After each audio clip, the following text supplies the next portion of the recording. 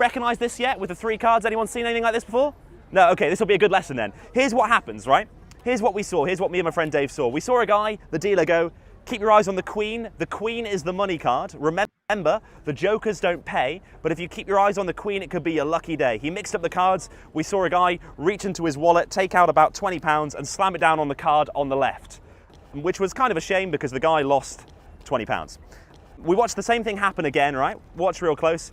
We saw the cards get mixed up. He said, keep your eyes on the queen. That's the money card. Remember, the jokers don't pay. We saw someone slam £20 down on the card on the right, and he lost again, right? At this point, my friend Dave is like, this looks like a pretty winnable game. Maybe I should give it a go. Sir, would you mind, could you fill in for my friend Dave? What's your name, sorry? Paul. Sorry, what's your name? Paul. What's your name? Dave. Dave, thank you, Dave. All right, Dave. You can stay where you are, that's fantastic. Dave, this is the money card, all right? So my friend Dave decided to put 20 quid on this game. Keep your eyes on the queen. Remember, the jokers, they don't pay. But if you keep your eyes on the queen, Dave, might be a lucky day. So nice and easy to start with. Where do you think my friend Dave bet? Which card? In the middle. In the middle, that's exactly what he did. He put £20 down in the middle and he lost £20. It's unfortunate, but don't worry. The dealer was feeling generous. He decided that you could play again, but he would make it a little bit easier. So my friend Dave got out another £20. Remember guys, the aim of the game is to keep your eyes on the queen. Remember the queen and remember that the jokers don't pay, but if you keep your eyes on the queen, it'll be a lucky day. Just 2 cards for you there, sir. Bada, bada, bada, bada, bada. Where do you think my friend bet? Which one? Can I choose that one? Well, what do you think my friend Dave did? That one. This one right here, that's what my friend Dave did, and he was absolutely wrong, but you can realize this by now, it's actually a scam that you can't win, and over here was the correct choice. But here's the thing, this is a scam, right? If you ever see people playing this game, do not play it, you can't win, because it doesn't matter how much you're watching the queen, it doesn't matter if you're paying attention really close, or if you're paying attention to the jokers, because no matter which card you choose, you're gonna lose every single time. All right, but we didn't know this at the time, so my friend Dave just kept chucking money after money after money. He lost £100 playing this, and then he thought, I'm gonna call it a day, I'm gonna leave. But just at that moment, something really interesting happened. Somebody on this side tapped the dealer on the shoulder. Nice. And the dealer turned around. And at that moment, somebody looked a bit like you there, buddy, reached forward, grabbed the queen and gave it just like a little bit of a bend, like that, right? Now, I've done a bit of an exaggeration so that you guys can see at the back. It was a little bit of a smaller bend, but enough that if you were paying attention, you could keep track of that card, right? So now it meant that this guy over here, he followed the queen, and he put down £100 right where, I mean, obviously here, right? And he won £100. Hey, you're a winner. And the guy made £100. The same thing happened again with this woman over here. She went forward and she bet on a card. Obviously, she bet on the bent corner and she won £100. So things were looking a little bit different. So then Dave was like, I've already lost £100, so now you're going to play one more time. So Dave took out his wallet, got all the money he had, and decided to play one more time. Here's what happened. Ready? Remember, the aim of the game is to keep your eyes on the queen. Remember, the jokers, they don't pay. But if you keep your eyes on the queen, it'll be your lucky day. So Dave, where do you think my friend bet? Kind of obvious, right in the middle on the bent card, and he lost another £100 right there, because it's a scam. The one thing you need to know about this game, the one thing you need to know, because a lot of people think, if it's a scam, how come the woman over there and the man over there, how come they won some money, right? If it's a scam, how come that happened? Because people do win money on this game. And the way it happens is pretty simple, right? Those people are in on the scam. So they play the game, they win to make you think that the game is winnable. But in reality, the dealer can control the outcome. So you, sir, you're in on it. Doesn't matter if you're keeping track, I'll make you choose the queen. Which card do you think the queen is? This one here? And yep, you are absolutely correct. As I say, you cannot win this game at all, unless, of course, you're friends with the dealer. That's the 3-card Monty scam. Thank you very much. Thank you. Hello, ladies and gentlemen. Hello, ladies and gentlemen. Welcome to Whining On. My name is Matthew Bowden, the Incorrigible Rogue, and today I'm very lucky to have the very successful and charming Mr. Stephen Bridges. How you doing, buddy? Hello, Matt. I'm doing well. Thanks for having me. Nice to be here. Hey, my pleasure. And so let's get the things out of the way to begin with. If you've just joined us for the first time and you're on YouTube, please subscribe, click the bell. If you'd like to comment during the show, I will endeavour to ask Stephen the questions. If you're on Facebook, please join Whining On with Public Performers or the Incorrigible Rogue fan page. And if you are so inclined and capable, please take a look at the Patreon so you can support the project. So now we've got all that out of the way. Steve, you're a successful magician, successful street magician. I watched you from having very little idea on the street, put together a functional, original piece of street magic, which is a wonderful thing to be able to watch. You're a successful YouTuber. You've been successful in a whole other different plethora of interesting things that I'm sure we're going to see from you in the future. It seems like very much performing is part of your life. Is that fair to say?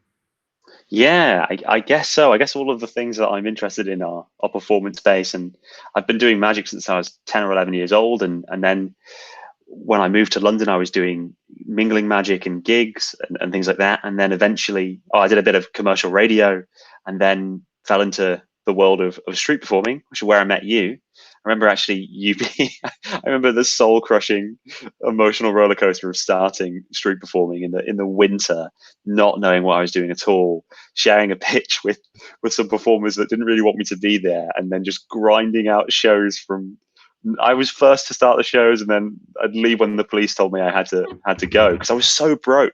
I had to make rent in 6 days. I had no money, and it was the only thing I could get paid like immediately on. I was like, I have to try this now. Something I wanted to do for a while. Yeah. Well, it's good to have that impetus to carry on because you have to pay the bills. But I'm going to drag back because I think we've jumped over a huge portion of your life. Sorry. Great majority, we're ready for the end of the show in 10 minutes at this point. Did you have a performing family? Was this something which was in the lineage, so to speak? No, not at all. In fact, my parents are quite introverted, really. But I think they hid that from me. I don't know why, but they never really wanted me to get an idea that they were perhaps shy people or have some kind of, I don't know, to learn that from them and then therefore be shy. So no, I don't think I was particularly a performer in general. Like, I don't necessarily know if performing is part of my personality trait. Like a lot of people, they're just born to be performers. I don't know if that's so much me. I think it's more that I fell in love with magic, and from that, if you're going to learn magic, it makes sense to perform it. So the performing thing, I guess, came through just my love of the actual thing, which was watching magic and being amazed by it. But no, my actual family is not performer based at all. I mean, a lot of my family are teachers, but performance wise, I guess I'm going to be missing out someone that's like a key performer, aren't I? Oh, I've got a cousin that's a musician, but in general, it's not like a huge thing that's running in my family like many families. Were you extroverted when you were young? Were you someone who was looking for attention? Yeah, I think so. Definitely not particularly socially savvy. Maybe a bit socially awkward, a bit nerdy, a bit all those things.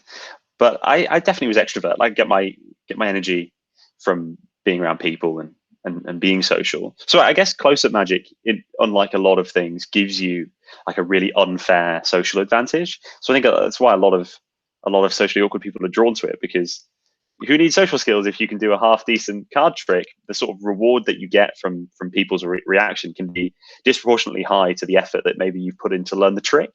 They don't know how difficult it is, and if they don't know how it works, then they can either look at it as like a little puzzle, or they can be blown away a lot of the time. So I think that a lot of people are drawn to it for that reason, and maybe that's part of it. The thing you said that I found quite interesting in that a lot of people who have low extroversion or have low acumen to wield their extroversion go to magic, because it's almost like hacking social relationships. Yeah, I think that's definitely a huge thing. I think Darren Brown's talked about this as well. I think magicians don't like to think of ourselves that way, but I think really it's quite a nerdy bunch in essence, and maybe quite a socially awkward bunch in general, although it's such a broad thing that you can't put too stricter classifications on it. But yeah, I'd say a lot of magicians aren't that socially savvy, but weirdly, magic can really teach you, because especially if you're doing mingling gigs, it's like you're being paid to be social, and they're not just paying you to do card tricks. They want you to get the mood in the room going. So I feel like I definitely developed socially far more than I would have by just sort of gigging really and doing magic socially or mingling gigs. You have to be extroverted and fun and getting the room in a good vibe. Yeah. So let's go through your first experience with magic. Was it something you asked your parents after seeing something to bring you in contact with, or did you stumble upon something? So I think probably like many kids, everyone sort of dabbles with magic briefly, I'd say. Like every kid will get even just a trick from a Christmas cracker that they'll mess with, but some people get into it properly and others don't. So to actually really pinpoint an exact moment when I got into magic is kind of tricky. But my sort of most vivid memory of when I took it seriously or like it really gripped me beyond just like this cool puzzle was when I saw David Blaine on TV doing his street magic special. And my dad loved that show, and showed me it, and his sort of excitement for what he was watching, I think, rubbed off on me, and I was like, oh, this is really cool. And when I saw that, I just immediately decided, well, I'm going to do this now. And being a kid, I didn't really have any kind of gauge about what's possible or what's realistic or anything like that, which I think was helpful, because I just had the sort of confidence that, well, if he can do it, I can learn that. Like, why can't anyone learn anything, was sort of my view. And I think luckily having, good parents that sort of not were by any means pushing me to do. I don't have parents that were like pushing me to pursue some dream to sort of live vicariously through me. Nothing like that, but they were just supportive of what I wanted to do, and they'd be realistic about it, in that they would sort of explain that maybe this magician got a gig, but maybe he won't get another gig for 3 months or something. They were trying to make sure that I wasn't too, I guess, deluded about it. But I was always of the view that if I just kind of work at it, if other people are doing it, then I can be one of those people. And that was what I was thinking. So did you start by getting a deck of cards or a kind of children's magic kit, and then learned it and went to school and taught people, showed people it? Yeah, my earliest memory of the actual learning materials was going to the library and just seeking out some magic books, which is such an old school thing to do. I'm kind of lucky that I started magic. Obviously, things are very internet now, and I feel very lucky that I sort of came in just between these two sort of mediums, right? Between books being the main thing and the internet being the main thing, because I got a bit of both, and that helped me learn. But yeah, I went to the library, just grabbed some magic books, and which is great, because it felt like I was, finding this thing, and blow the dust off the papyrus. Yeah, right. It literally was like that. So that's kind of how I started getting into it. And then my dad got me tickets to a magic convention where I was like the only kid there, and it's like, because it's all these adult magicians that are hobbyists or professionals, and luckily, because I'd learned a couple of decent card tricks from these books and things like that, all the magicians gave me a bit of a disproportionate amount of attention, a bit like a prodigy type thing, which I don't think was, deserved, but whatever, that was the response. But then they also had a very vested interest in me learning properly, and they gave me some really good recommendations. They told me, get this book and this book and this book, and do that, and that really helped. And also, I guess, perhaps a little bit of I don't know if it's confidence or arrogance that I had, because of all that praise and attention, that made me feel like, well, I am good and I will keep working at it. And then that kind of helped me develop. So I was really lucky that I sort of, I guess, skipped some steps in a way to get some really good advice from people that in a way acted as indirect mentors at the time. And then I knew where to get the right learning materials. And most magicians are self-taught, and you can just kind of read the books and practice in front of the mirror and all that stuff and do it. But yeah, it was mainly sleight of hand close-up magic that took my interest, and is still my kind of main focus. Card magic. How much of your life at this time was it taking?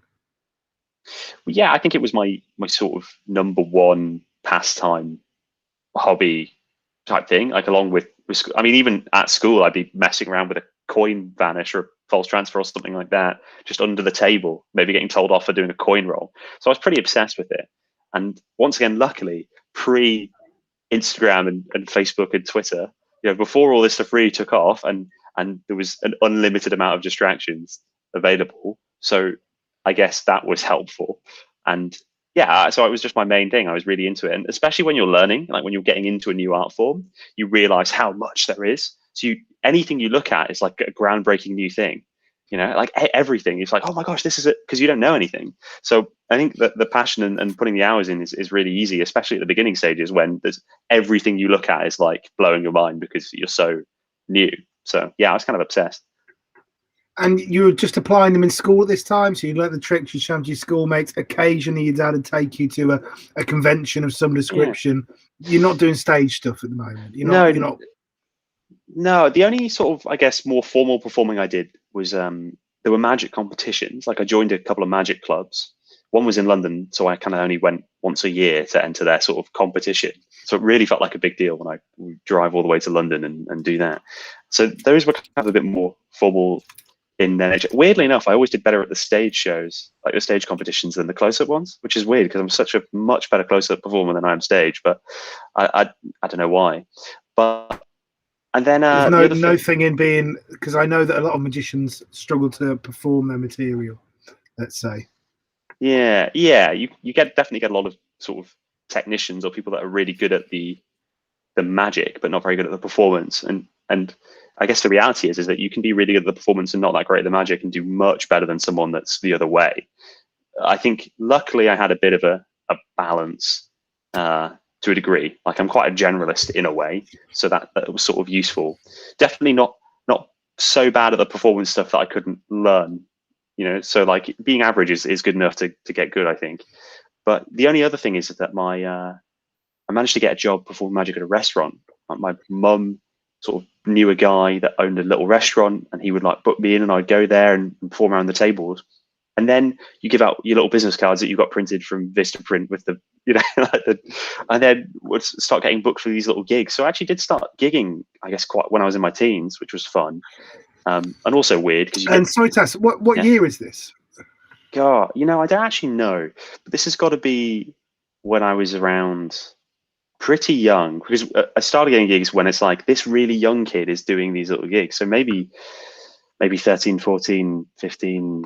Those kind of years. You're looking at because you're I think you're the youngest person in the archive so far. Yeah, and you're it's nice to still be able to do that. 30, 29, yeah, 29. Yeah. So we're looking at about 2002, 2003. Yeah. I mean, still pre-YouTube existing as a thing. I don't know why I just use that as my bar for time. That's your metric. As a concept. Yeah, pre-YouTube. BY before YouTube. Yes, exactly. So I guess quite young in the scheme of things, but I don't think I really realized the significance of any of it in that I didn't it was all sort of relatively easy or more accurately, I was relatively lucky, you know. So my parents would drive me to these gigs, so I didn't really assess, like, to me it was like, why would anyone work a normal job when you can go to a gig? So did you see that as a career then? Because you say, why would someone work a normal job? Yeah. So is it becoming a job as an idea in your head? Oh, immediately. Yeah. I mean, my goal was originally to sort of do TV. I thought I was always quite ambitious in that. I think if you're going to, I definitely at the time thought if you're going to do something, you might as well do it. And what's the maximum level of that thing? We'll aim for that. Why wouldn't you as a thing? And that was, especially as a teenager, was my approach. So I wanted to do TV, but magic as a job, because you could go and do a gig. Even when I was a kid, I'd go do a gig and get maybe 150 quid for the gig. That's an insane amount of money. That's a lot of money for one job anyway. But for a kid, that's an insane amount of money to just have been paid in one go. So the idea of working for a tenner an hour or less, or seemed, it just didn't register as a thing I would do. So I take it you didn't study then? No, I mean, I wasn't.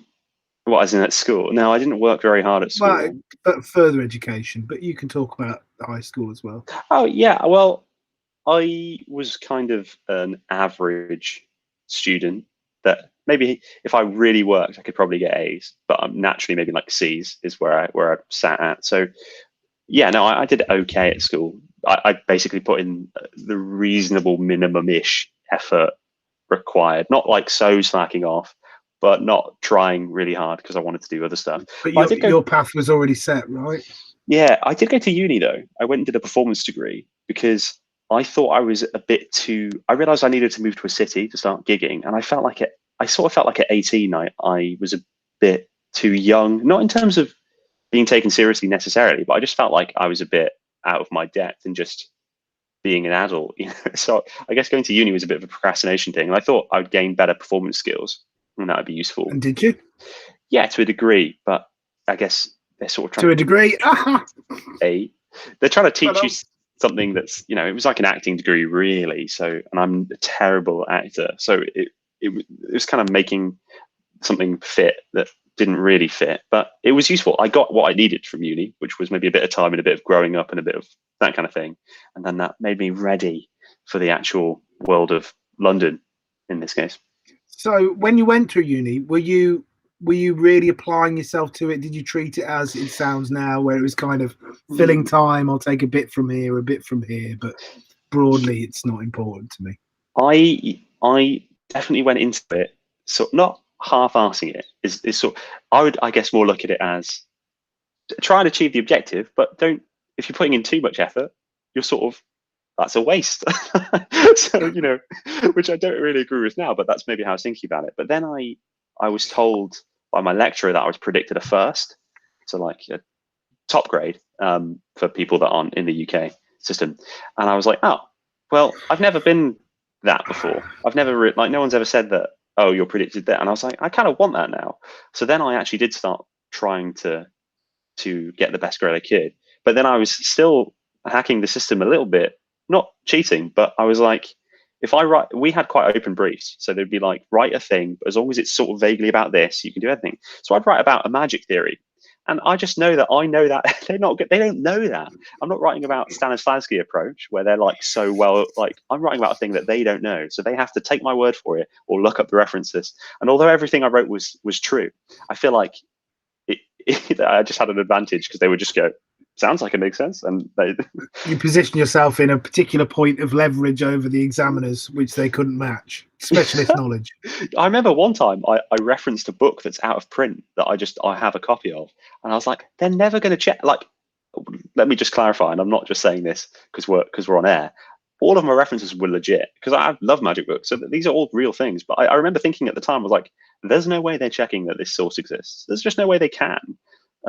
So I could have written anything, but I did reference real quotes from magicians because luckily I actually really care about magic theory. So those essays were quite down my street. But I guess my overall point is that they wouldn't really have a good bar to judge whether I knew what I was talking about because they don't know enough about that. Then I suppose they could just judge without seeing the essays is quite hard, but they judge the relationship of your ideas to the subject matter, which is the magic technicality. They for sure could judge the performances and things like that because I would do a performance on. I actually started my YouTube channel as part of my degree, as a module in my degree, called creating performance. So they could judge that, and it was useful, and the feedback was good. Why did you start the YouTube channel then? Because that's going to feed on into a segue. Yeah. Well, partly because I wanted to be a famous TV magician at the time. I wanted to be like David Blaine, and I realized I couldn't do that at the age of however old I was. Well, I guess 18 is when 19 maybe is when I really started going for YouTube. But I dabbled could have been a bit. A Diddy Bain. Yeah, could have been. But I just thought that might as well do it. And I was very into YouTube culture back in the day when I was. What was YouTube culture? Yeah, well, this is the thing. Is back in the day, it was vloggers. When I say vlog, it was like people sat talking to camera, talking to a webcam about whatever, lots of jump cuts, quick edits, and they'd be like 3-minute videos. And I just found it really like compelling as a medium. I guess because it's so much rawer than at the time. Like TV is super polished and all this, and even chat shows are really polished and things like that. Now we have these kind of podcasts like this show we're having a chat, there's a degree of structure to it, but really it's like, it's just two mates having a chat, which is so nice. But that didn't exist really on the maybe commercial radio was somewhat close to it sometimes. Talk radio. Yeah, perhaps. But so there was something about it where it was like I really connected with how real it or definitely the people I was watching, and I wanted to get into it for that reason too, and just because I liked YouTube culture. But when I was at uni, I thought it's hard to run a YouTube channel, so I thought if I set it as a module in my degree, because it would technically fit the requirements, then I would really motivate me to start making videos. And a tiny part of me was worried that they would claim my channel or something. I was like, in a few years they're going to be like, we actually own this. Well, the university would. Yeah, but they didn't, and now the course is shut down, so they can't. But but yeah, so I kind of started off that, but really because I guess if I'm being totally honest, Matt, I think I just kind of wanted to be famous at the time. A novelty that has definitely worn off. Not that I am famous, but the appeal of that I no longer really see. I'm sure we'll chat later on. You've got a little taste of it in some way. Yeah, through your channel, a little bit, a whiff. So what was little tender smell? What was the first?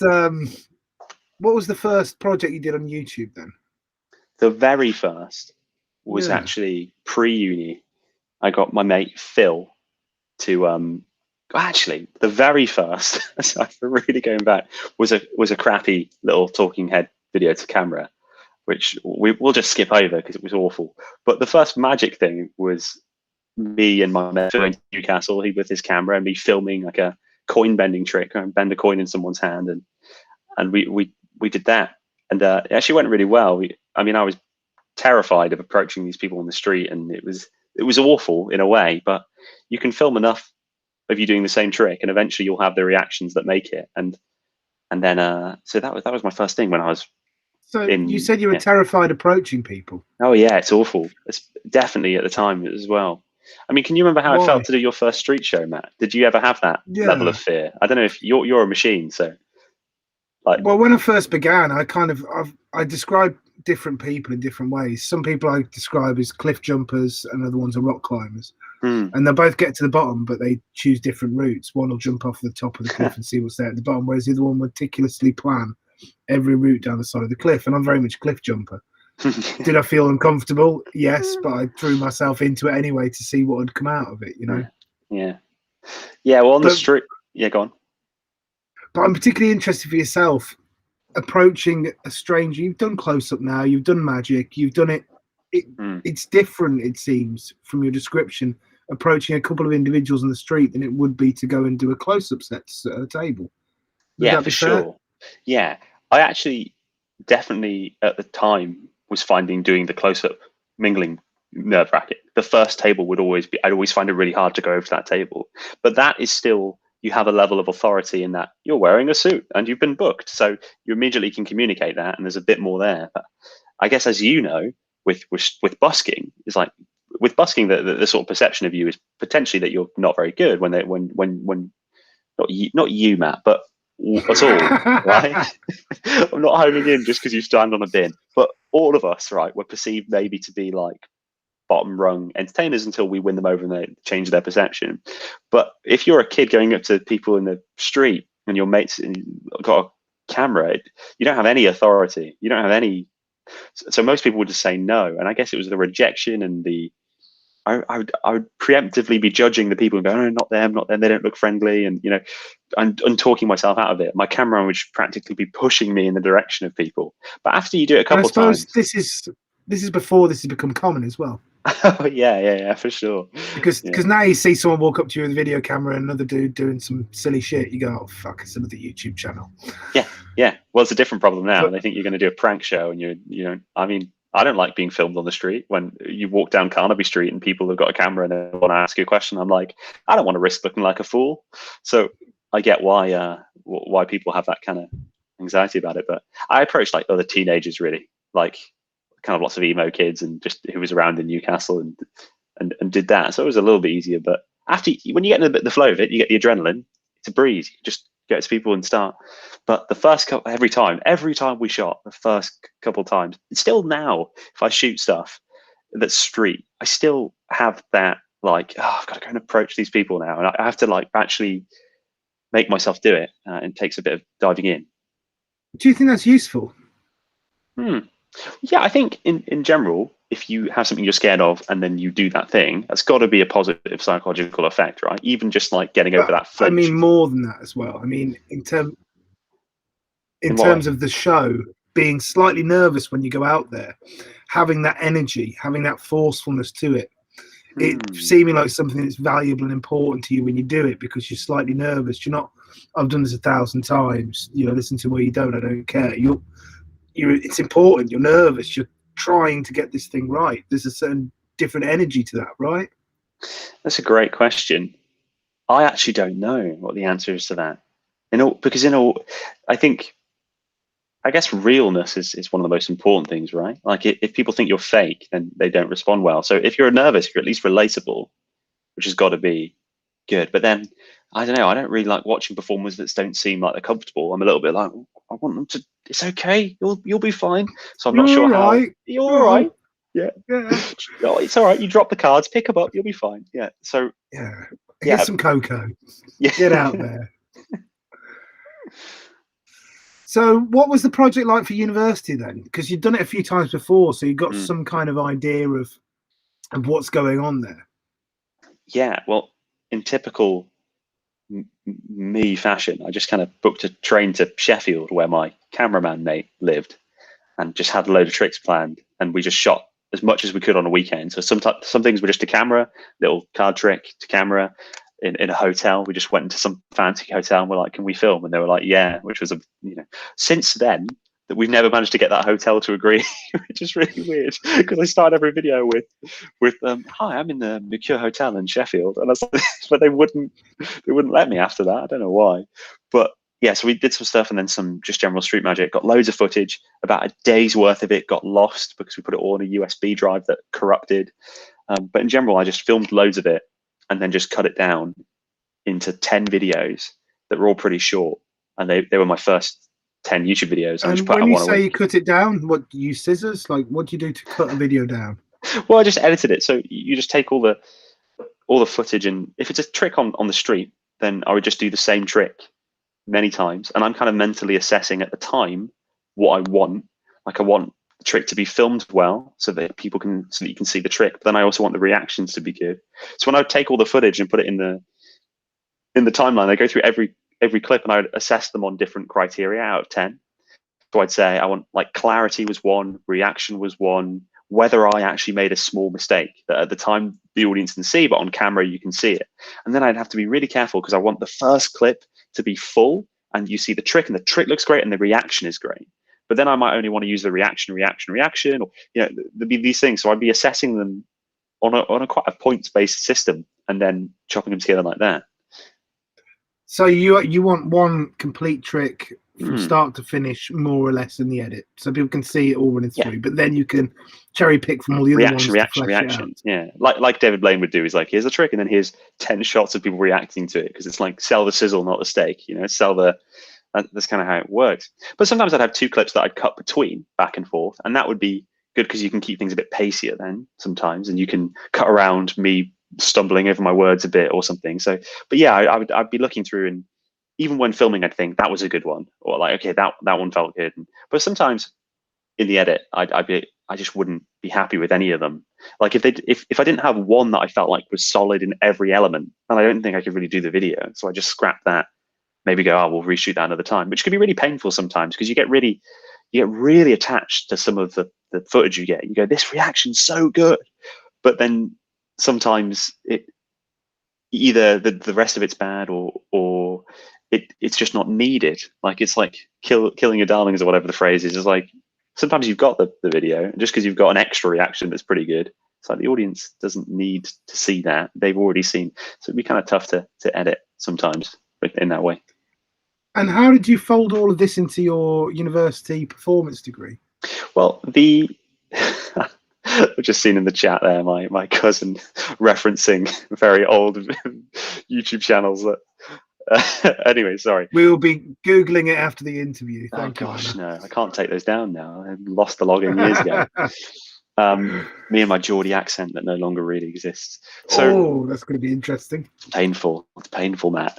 Well, yeah, in the degree, the module was just called Creating Performance. So as long as you put together a performance, whether it's for video or whatever. So I actually said, I'm not doing TV, I'm doing YouTube, and this is it. And I actually said to them, I don't want it screened anywhere.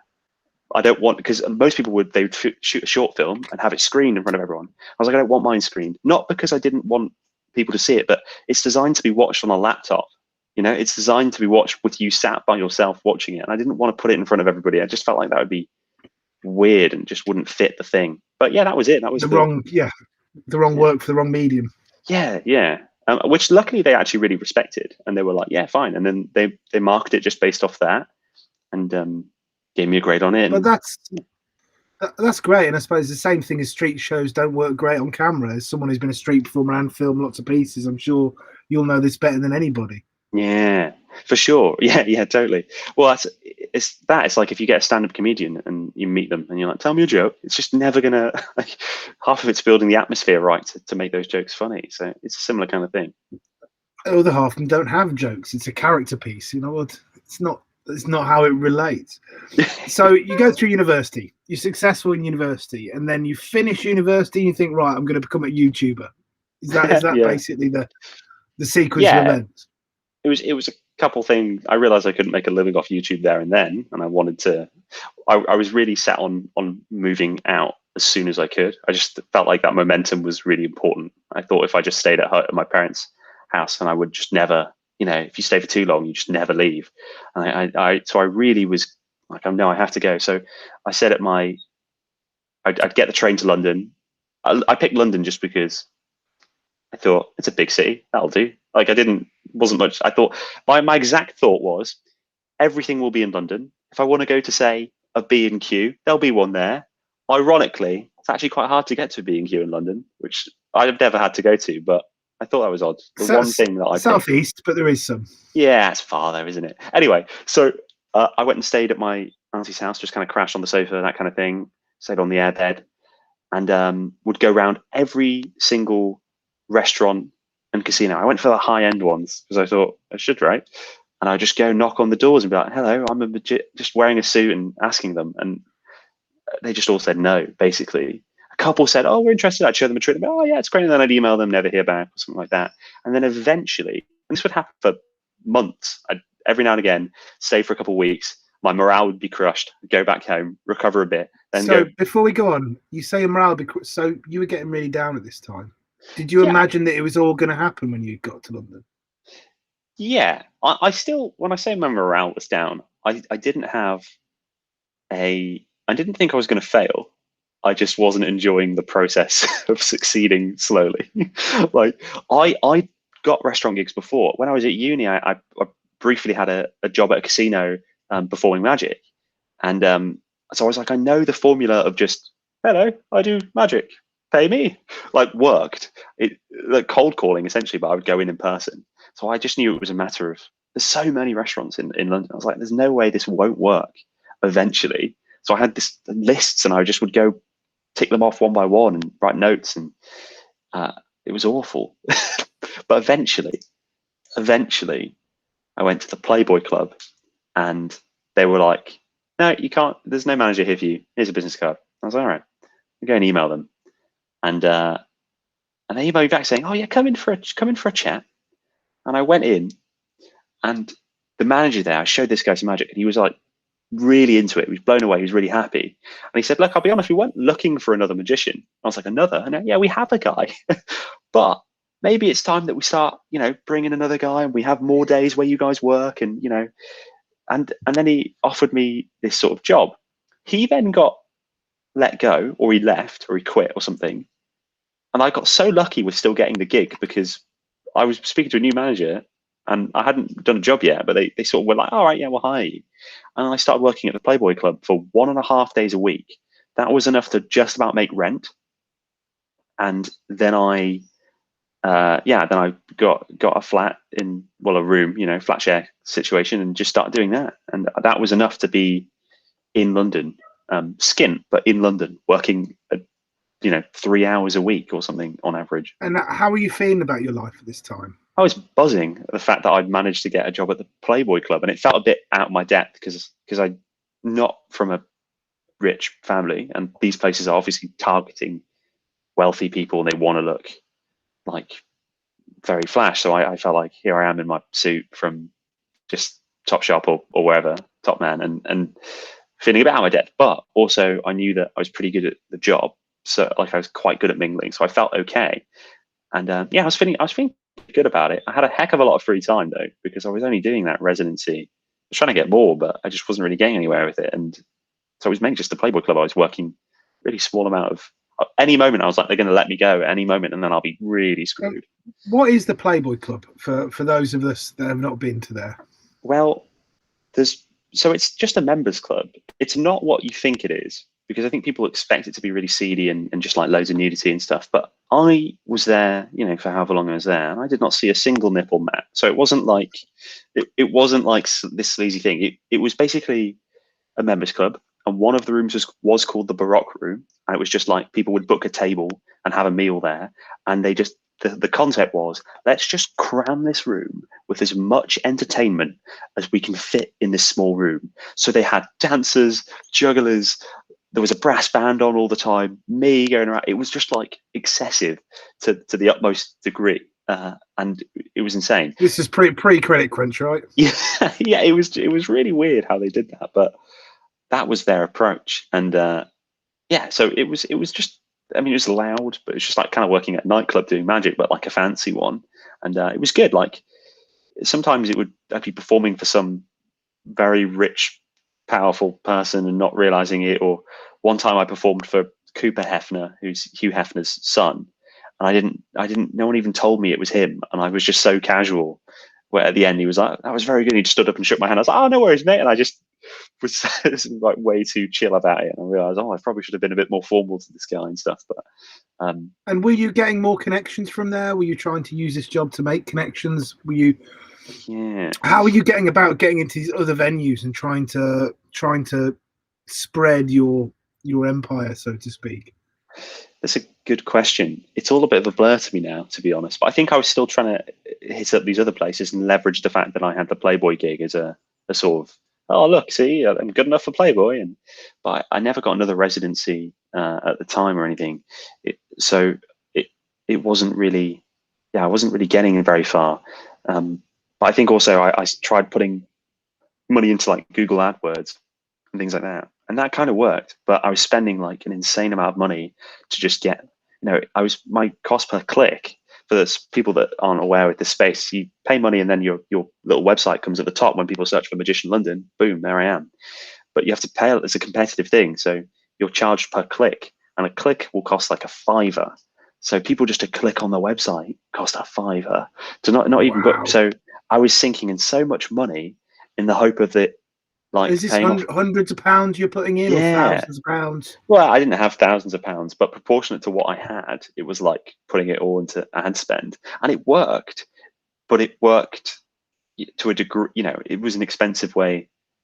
It cost so much money to get the leads, and then I was giving out business cards and doing gigs and things like that. Met a couple of other magicians. Had a mate that whenever he couldn't do a gig, he'd pass it on to me and take a commission because he knew that I would do the job and things like that. And little things like my sort of name got around a little bit in the scene of magicians, and that, oh, this guy's he's a reliable worker. If you book him because you can't do a gig, he'll do fine. If you book him, he will come. Yeah, he'll actually go to the gig and he'll do. Yeah. So that was okay, but really, everything sort of fell apart a bit in that respect when my boss at Playboy got fired, and this is the next boss, not the This is boss. boss number 2. Yeah, I never worked with boss number 1. He just hired me and then quit, or I don't know what happened to him, but he left. So then the second boss got let go, I believe, and they just killed everything underneath it. It was like, we'll get rid of all. They stripped out all the entertainment bar, a couple of things. So that was it.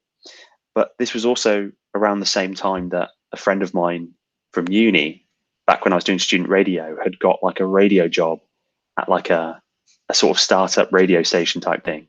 And she was like, "Do you want to do this? Like, we need some presenters." So I'd started doing that on the side, commuting to Milton Keynes on the days when I wasn't doing Playboy. So when they asked me if I wanted to stick around with it, I was like, yes, please, because I had no income source. So what was your job in the radio as a host? What were you doing? Just playing songs and chatting crap. Because it was a startup type thing, all the people that were running it. So what it really was is, if you'd ever walked into a Subway and they've got this fake radio station playing, that's what they wanted to imitate for their company. It was for like a chain of like bookies type thing, right? Like a chain of these small betting shops. Well, I don't know why it's always gambling companies I'm working for, but it was a chain of all these little these betting shops, and they wanted like a real radio station. So they were building one, but they just got me and my friend on, and we just sort of ran it like we knew what we were doing, and they would just sort of listen to whatever we said. So I just would chat rubbish, and I had YouTube subscribers that would tune in for the show, which was nice, and my bosses liked the fact that I brought some people in as well. But really, it was just the most unstructured of any. Like, there wasn't rules. I just did whatever I. Did you picked your own music and? Yeah, it was all very. Really loose. Like, it wasn't. And you got paid a wage for it, like a living wage, or? Yeah, well, I was determined to not be like an employee. I just wanted to be freelance. So I believe I got something like 80 quid a show, and it was 3-hour shows, but it cost me about 20 quid to get there and back on the train. But I didn't want to move to Milton Keynes. That was never going to happen. So I was like the only person commuting from London to Milton Keynes. But I did that for a while until it, like, really, the travel was what was crushing my soul. It was 2 hours. Did you enjoy the job? Do you know what? I did sometimes, but most of the time, no, because people would leave the office and it would just be me sat in this room by myself. And it was actually quite an isolating thing. And so I'd just be, and I always said this at uni, if you do a 2-hour radio show, you can kind of smash it, but a 3-hour radio show feels like a 6-hour radio show. Like there's some weird jump for me anyway. Maybe I'm just not cut out for it. So when I was on it, I'd maybe had a coffee or something, or was a bit hyper, I would be having a blast. But I couldn't maintain that level for 3 hours. I just couldn't. So I definitely be looking at the clock at times. I remember actually, funny story, when I first started, my boss was called, one of my bosses was called Chris, and I have a mate called Charlotte, and Charlotte texted me asking how it was going on one of the shows, just to like, new Origin show. And I sent her a message back being something like, bored out of my mind, but getting through it. And I hit send and I realized it wasn't Charlotte, it was Chris that had messaged me. And I just saw the cha, and I'd reply to his message just saying that. And it was the most humiliating moment. I'm surprised I still had the job, having to backpedal on that message and be like, no, I just mean, oh, no, it's great. And, it's very painful. Just want to relive that memory. Always check who you're sending your messages to, people. I put his name in all caps after that, so I never made the mistake again. There you go. And so you say during this time you had subscribers. Subs were going to the show from YouTube. So you started to develop a following before you went and did the radio show. Yeah. I think around that time I must have had about 15 to 20,000 subscribers. Wow. On YouTube. I mean, that seems like quite a lot to me in our humble 112 subscribers here. Yeah, well, it was a different time as well, so like I was luckily quite an early adopter of this platform in the scheme of things. Certainly as a magician, there wasn't many magicians on YouTube, and they were all going for a very different thing to what I was going for. They were all teaching magic, but in a some of it I thought was kind of in a bit of a sellout kind of way. Why do you mean it's sellout? Well, so it's the way the magic world works is pretty complicated in terms, because it's not really protected by any intellectual property law, really, because it's just ideas. So you can't really patent an idea. Like a trick is essentially an idea. You can't, if I tell you to put the card here and then do something sneaky, like what is that? I can't tangibly. So, but a lot of magicians would make a living by creating amazing tricks and then teaching them in like a video format or in a book and selling that to magicians. But then some of these guys were buying these things, like these $30 explanations, learning it, and then reteaching it. So they weren't pirating the video because they didn't put, but they were pirating the content, kind of the equivalent of if I took your show and then just memorized your script and redid it badly and filmed it, it would be like, well, even that would be piracy, right? Even that would be something you could sue me over. But this, because it's the trick and it's just an idea. So there were many magicians that were actually just ripping off marketed content and redoing it. So I always really hated that. I was just old school enough that I was team anti unnecessary exposure of magic. I suppose the thing is as well, how do you fund the lives of creators of magic if they're not selling the produce of the labor, which is these tricks, these mechanisms? Well, as you said before, right? Not all magicians are great performers. So what about the guys that are so smart creators? What do? Do they just have to go get a normal job? No, these people are amazing, these talented. So they would a lot of those people would teach their magic that they create, or they'd write for people like Copperfield or Blaine or Dynamo or whoever. But yeah, at the time it was like that was happening a lot on YouTube, and there was no way of really stopping it. So, and I was just really against that. So I was one of the few performance-only magicians, and everyone was asking me, "Can you do tutorials?" I was like, "Nope, I just don't do that." But anyway, luckily, I was sort of in a bit of a niche just by being a magician on YouTube, and I think that helped me get subscribers easier than it would be now doing the same thing. And so fairly quickly, you've got up to thousands of subscribers. Was it in the first few months, the first few years? Yeah, I remember I got 100 relatively quickly. I think I was getting like 10 a day. I remember really being obsessed with the graphs and stuff early on. I was getting 12 a day or then 20 a day. And I was like, oh yeah. I think at my peak, it would maybe be something like 190 a day, which really stacks up kind of after that compounds really well. And then occasionally I'd have a video that would, I guess, go viral, or for a lack of viral is maybe the wrong term, because it's not like necessarily being shared loads, but it's like YouTube's algorithm was showing it to loads of people because my video titles were really solid. Like they'd make people want to click and watch the video, and then you can't really click off. Is that they're clickbait? Well, yeah, titles. I guess, yeah. Well, it depends on how you. I've kind of got into a deep philosophical conversation before about how do you even define clickbait, because if if if you lie about what you're doing to get a view, that's definitely clickbait. That's like a false thing. If you hype what you're doing, is that clickbait? Maybe. Is that bad? Well, if you hype what you're doing in a street show, I think it depends really on the context. But I definitely dabbled in all areas of whatever tiles were. I didn't really go out and I never wanted people to click the video and then feel like I'd lied to them so directly, but like I promised something I didn't deliver on. But sometimes, actually, a really good example is the video you played at the beginning of this, the 3-card Monty in London.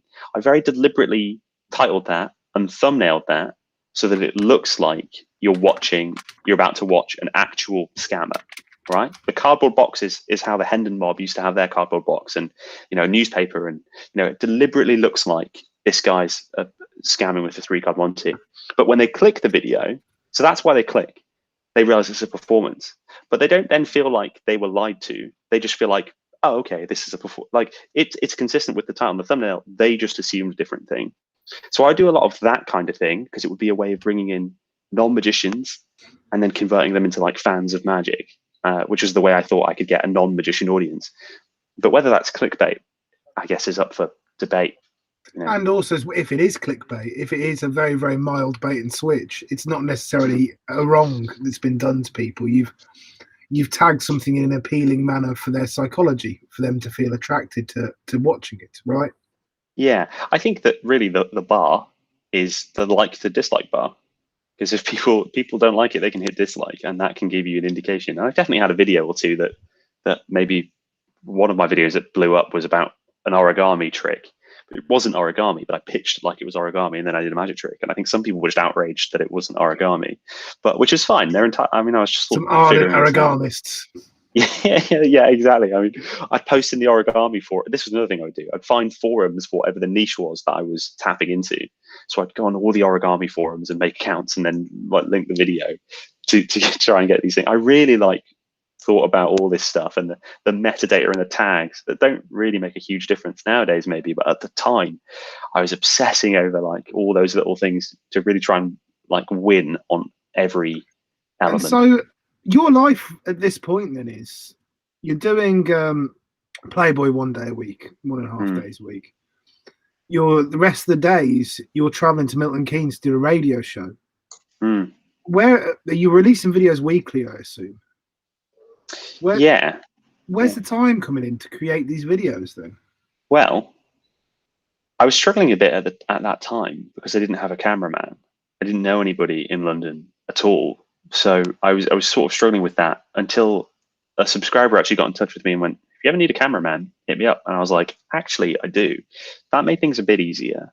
But also, you got to remember is the Playboy gig was from 10 p.m. till midnight, 1.5 days a week. And by that, I mean, every other week I'd do 2 nights, and every other week I'd do 1 night, right? So there was that. And then the radio gig was, the show was only 3 hours, and I only have to leave the house at 4 p.m. But really those two things didn't hugely overlap. There was only 1 month where those two things were happening at once, because I lost the Playboy gig when I was doing the month of the radio. So really I worked 3 half days a week in radio. So I still had 4 full free days and no friends really to film. And this is the thing I'm getting to. So this time was then taken up by filming and then poring over internet data and trying to modify the marketing of the channel to its most optimum for you to get people viewing. Is that basically most of your time in your off time from the other 2 jobs? Yeah, I guess so.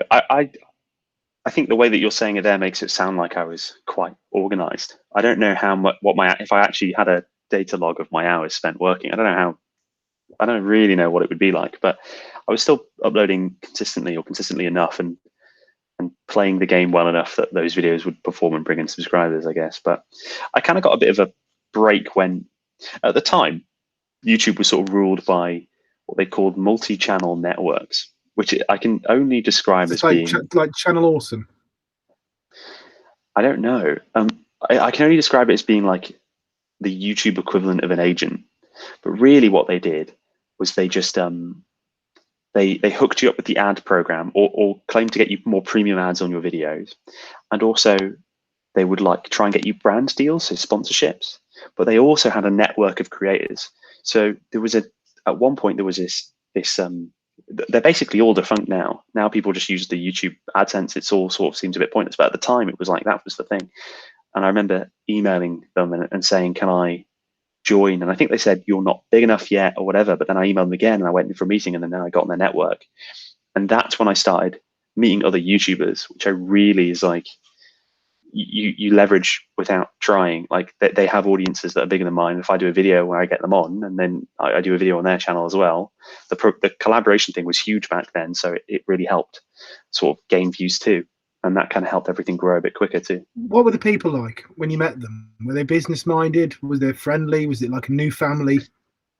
Were the YouTubers or the network? You can describe whichever members of that you want to. The network, I guess, would be what you sort of consider like a Silicon Valley startup type vibe, like chill, like people wearing casual clothes and friendly. So it was nice.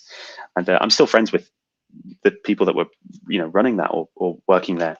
And the YouTubers were all like teenagers, well, not teenagers, but people in their young 20s that didn't like, all a bit like taken aback by the fact that they were getting successful.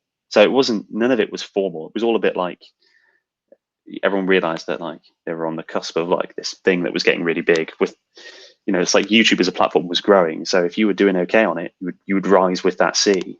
But yeah, everyone was pretty chill.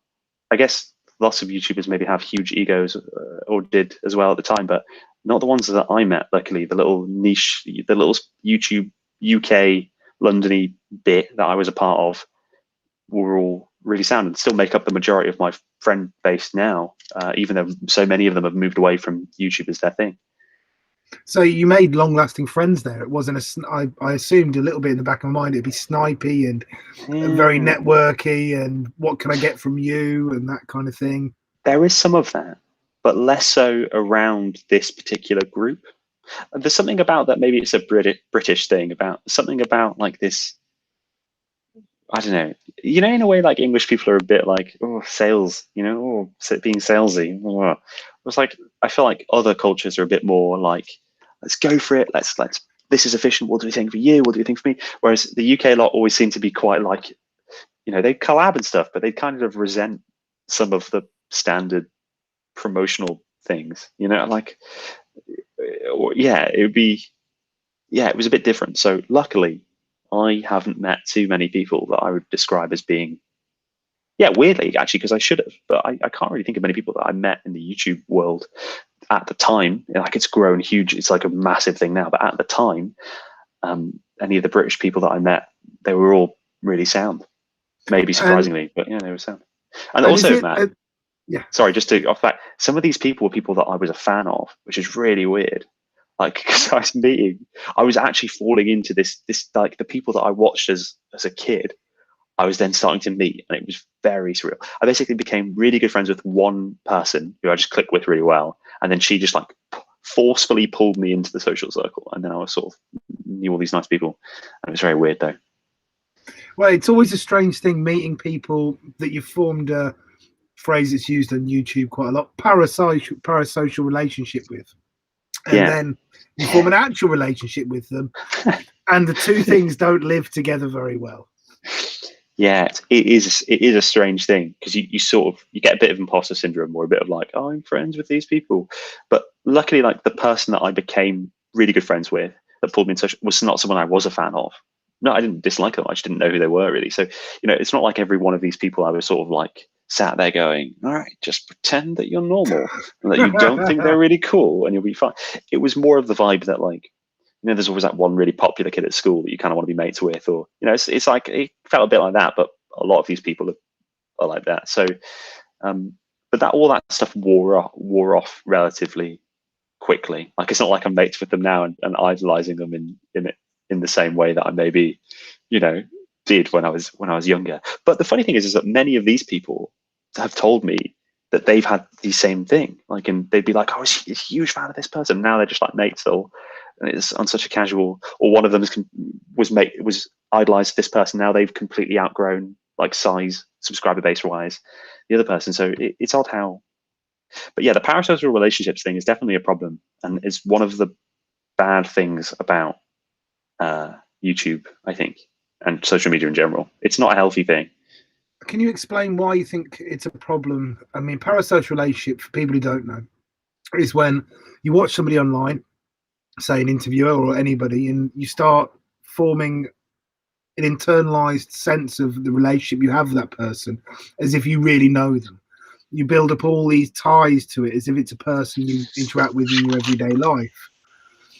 And that, I think, is just quite a natural way that we respond with characters and with human beings. It's a natural way of programmed. Why is it a bad thing?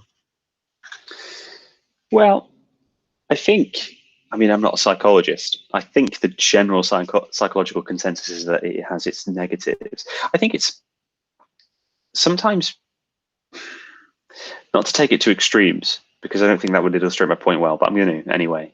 It's like sometimes people will stalk people thinking that they're friends with them. And that's just like, it's not right.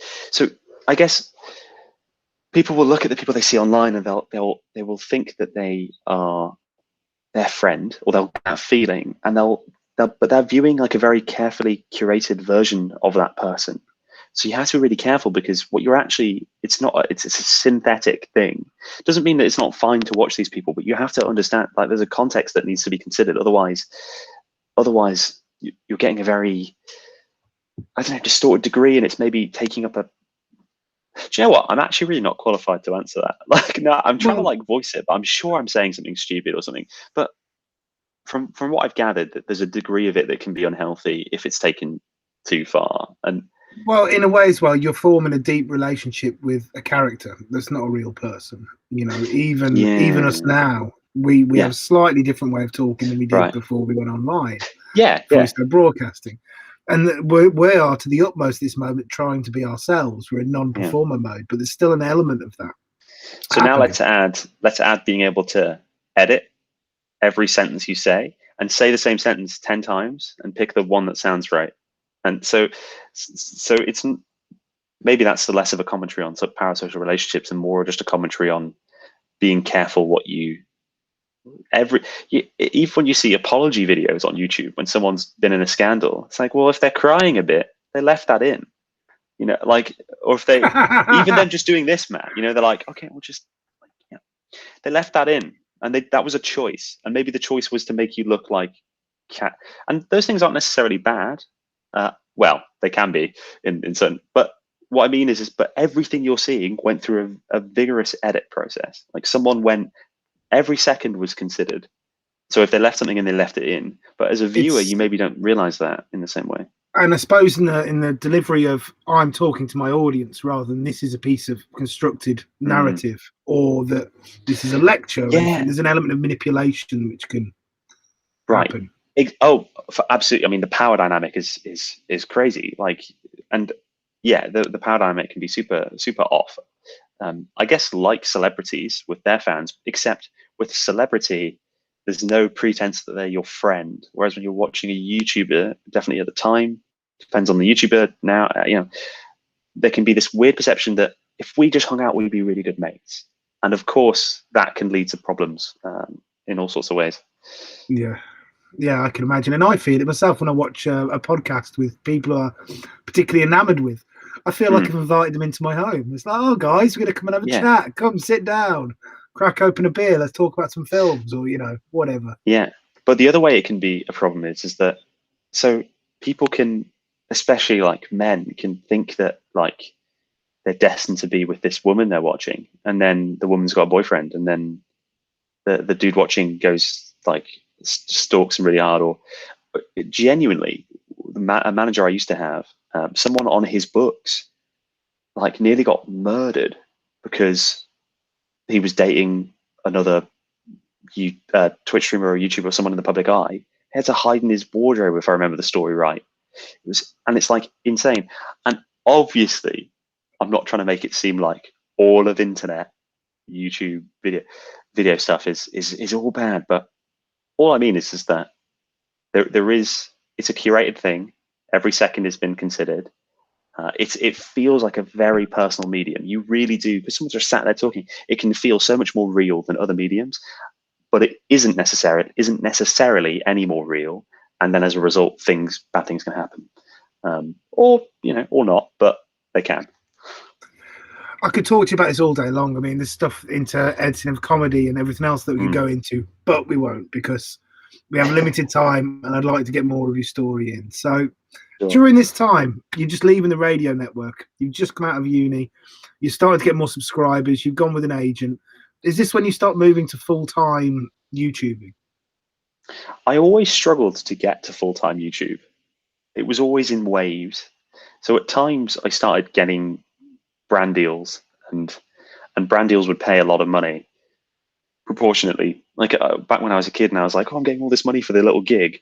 Well, the brand deal stuff was making the gigs look like not a waste of time. But if I was going to spend my time trying to get brand deals or get gigs, it would make more sense to get the gigs. So the full-time YouTube thing, I think I maybe was full-time YouTube for like a year or two at most, but it never really. Yeah, it's tricky because I also was like busking and filming the busking and putting those as videos on YouTube. So, but you started busking much later, right? When you were busking, what are we looking at? 2010, 2012? Yeah. What year are we on? No, yeah, it must be later than that. 2021 now. I can't have been busking for much more than 3 or 4 years, or maybe for I don't know. That'd be 2015. So yeah, you must have been doing it for a bit longer. Was your YouTube work changing as you were doing it? Were you sensing a different approach? Were you developing what you did as you went along with it before you started busking? I was really obsessed with the idea of making sure that my channel wasn't just about what I was doing. I felt like I had no longevity or security if it was just about the tricks. So I was really trying to make it more personality based, which was difficult when I built my whole channel on what I was doing. I was always obsessed with that. I kind of maybe was somewhat insecure about the fact that all these people were watching me for what I did, but maybe didn't really care about me. And all the people I watched were people that I cared about them. So I kind of felt like I was doing it wrong. So maybe the busking stuff. So I started video blogging my busking stuff and filming like the things about busking culture. Why did you decide to start busking? Well, I started busking because I was totally broke. It must have. Oh yeah. So sorry. I've kind of as I've jumped around in the order a bit. So with radio, I quit one day basically on the spot. I've always been a burn your boats kind of guy. You know that whole adage about if you go into war, you go to the island, burn your boats, and then you'll have to fight. I've always kind of been there. I'd always throw myself in at the deep end. And so when I realized I wasn't happy doing radio, I quit without knowing how I was going to. And then I was putting more and more money into Google Ads, and I was like, this is all fine. But then I think we hit like, I don't know, January or something, and the gigs just went. And then I was just coasting off overdraft and not really thinking about it until one day I really realized that I just moved in with a friend of mine, and the rent was like 750 quid a month for the room plus the bills. And I just was like, did it without at all thinking about how I was going to pay for it. And then I realized I was totally broke. So I was like, I bought some of the gear to busk because I'd wanted to do it. I was toying with it. I was like speaking to our friend, Ross McCourt, who was busking. I was like, Ross, how much do you make busking? I was weighing. I was like, well, even if I did this, I had this many shows compared to doing the radio show, I'd make enough probably. That would maybe cancel out. So I thought I could maybe do it, but the prospect of doing it was pretty terrifying. So I just had the work, my amp sat in my wardrobe. But then when I realized I had rent due in 6 days, I was like, I have to. So yeah, in January or February it was, I think it was February, I just went out and gave it a go. But also I was like, called up my cameraman Nate, and then was like, can you come and film this? Because I want to document this as a thing. Also felt like a level of safety, protection, not from, just psychologically. Is this if you sucked, you go, well, we got good footage. Exactly. There was a level of just like, and accountability. If he's there to film me, I kind of had to do it. And I got so lucky on the first day, Matt, so lucky, because the only person at the pitch in Leicester Square was Dave, the musician, and he's sound and nice and lovely. Christian Dave. Yeah, Christian Dave.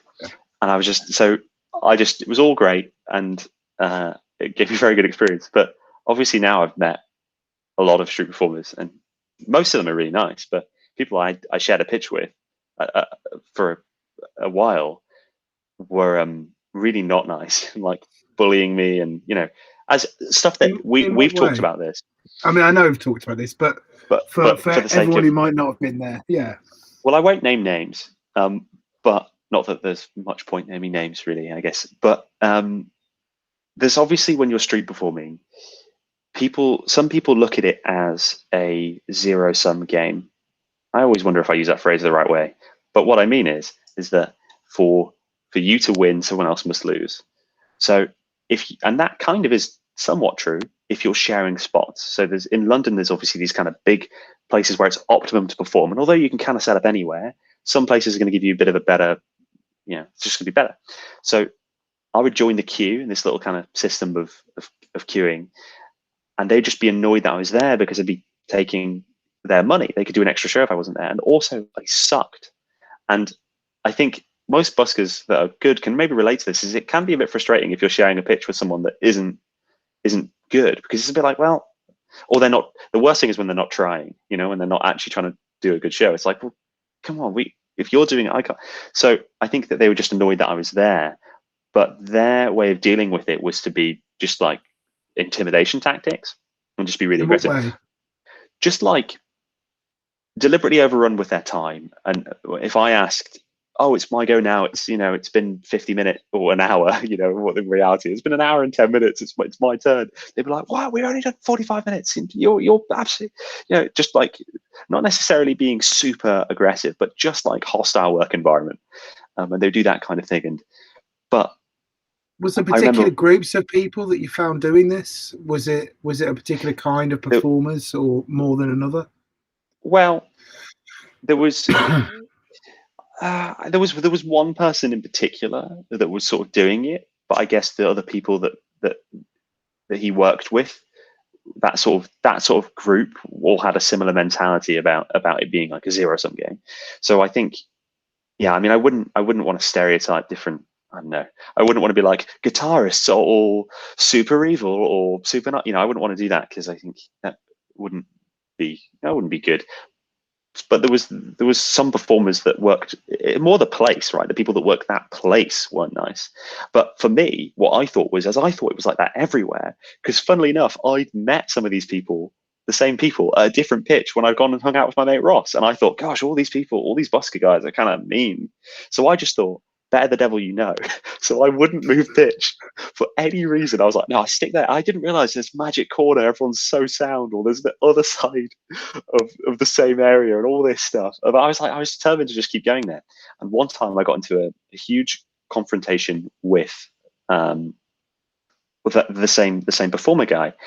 And I went to start setting up, because when you're street performing, I'm just speaking in case some people don't know the thing. I know obviously with this show, people know. But when you're street performing, there's like a queue, you take it in turns, but time is considered quite valuable. So as someone's show is finished and they've hatted and that's it, they've got their money, maybe you start moving your stuff on as they're starting to move their stuff off. It wouldn't be rude to pick up your amp and go put it on just stage. To try and save time. Exactly. It's not so, but I went and put my amp down, and he just went and picked it up, walked over and put it back down. And as soon as I spoke about it, he flipped on me. And that sent my adrenaline through the roof, and I was like holding back tears, and like we had this big argument, and I ended up like cracking and just like storming off. I was like, no, fine, do the show. And I left, but I knew, I was like, if I don't go back the next day, I'm done. I'm gonna be walked over for the rest of my busking life, in my perception, or I'm never gonna go back. So the next day I got up and I was like straight to the same pitch, and it was a really heated argument. Like I thought he was going to punch me. Like I really was like, I'm about to get hit.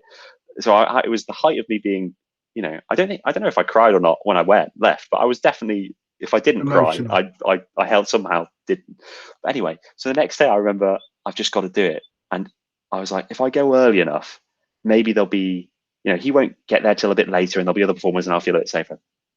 So I go there pretty early, I'm like, I put my headphones in, I put sunglasses on. It wasn't very sunny, and I bought a muffin. And I was like, nothing says I don't give a damn like someone eating a muffin. I actually read that in a book or something. It's like, when you're eating food, it shows that you're comfortable. So I was like, I'll walk over eating this muffin, sit down, and the only person there is him, and he's working. And I'm just like, oh, I'm literally like, this is no way is this happening. And he turns around and he sees me, and he literally does this. He's just like, he just does this double take. He just glares at me like I'm dirt on his shoe. And then he turns around and says to the audience, you meet some horrible people in this business, some horrible people. And I'm just like, this is not going well. And I eventually think if he finishes. anyone didn't know the pitch you're talking about before, but you know who we're talking about now. Yeah. Oh, I don't know. I didn't mean to do an impression. But anyway, I can't name the person, but I will do No. 4 or 5 different impressions of them through. I will say I'm fine with them now. But anyway, this was early on. How was it after that? After the glare and he talked to his crowd, did he come back off and be welcoming to you? I was like, there's not a chance in hell I'm moving my amp until he's moved his amp off. Like, I was like, I'm not going to do that again. But he moved his amp off, sat down. So I went up, started setting up, plugging in my stuff. And he comes over to me, taps you on the shoulder, and I turn around. And I'm absolutely, bear in mind, he's just said something really passive aggressive to his audience and glared at me. Like, there's no subtlety there. He's going, this guy behind me is an absolutely horrible human being. Then he comes over and he taps and and I turn around and he goes, look, man, about yesterday, I'm sorry, I was just a bit, and he in fact, I don't know if he said sorry, but he acknowledged fault in some capacity. And I kind of mirrored that. I was like, oh yeah, no, it's fine. And then and that was okay. And then I just did it. And it's not like we were ever tight after that, but there was maybe a bit more, I was maybe right in that if I hadn't gone back, I would never have had any respect. If you're just there enough, people will at least tolerate. All right, he does the show. It's crap, but at least he comes every day. I'm not gonna get rid of me through intimidation. So they can keep being mean or they can not, and they can Isn't that whole thing of like hazing, where they'll be chitty with you until they realise you won't give up and you're gonna be here for long enough. I think there's definitely something there. But do you know what though? You and Sergio, who's a magician in that. If you're London-based, you'll know him. He's a fantastic magician, really entertaining. You two literally actually kept me going, because I don't know if you realize this, but the first time I ever tried the other spot in the same area, when that one was actually full, like I wasn't going to get a show in, I walked over and I think it was you I saw first, and you were just like, even though I was rubbish, you were so nice to me, just being like, obviously your whole ethos is just like the streets are free, they're for people to work. And I remember like that was a bit of people aren't like horrible. There's some nice people out here. And Sergio was the same. We would just do these back and forth shows after, when it was everyone else had gone home and it was freezing. And because Sergio is a worker, he likes to do the shows. And I was like, not everyone is horrible in this world. And I genuinely might have quit if I hadn't had those 2 interactions.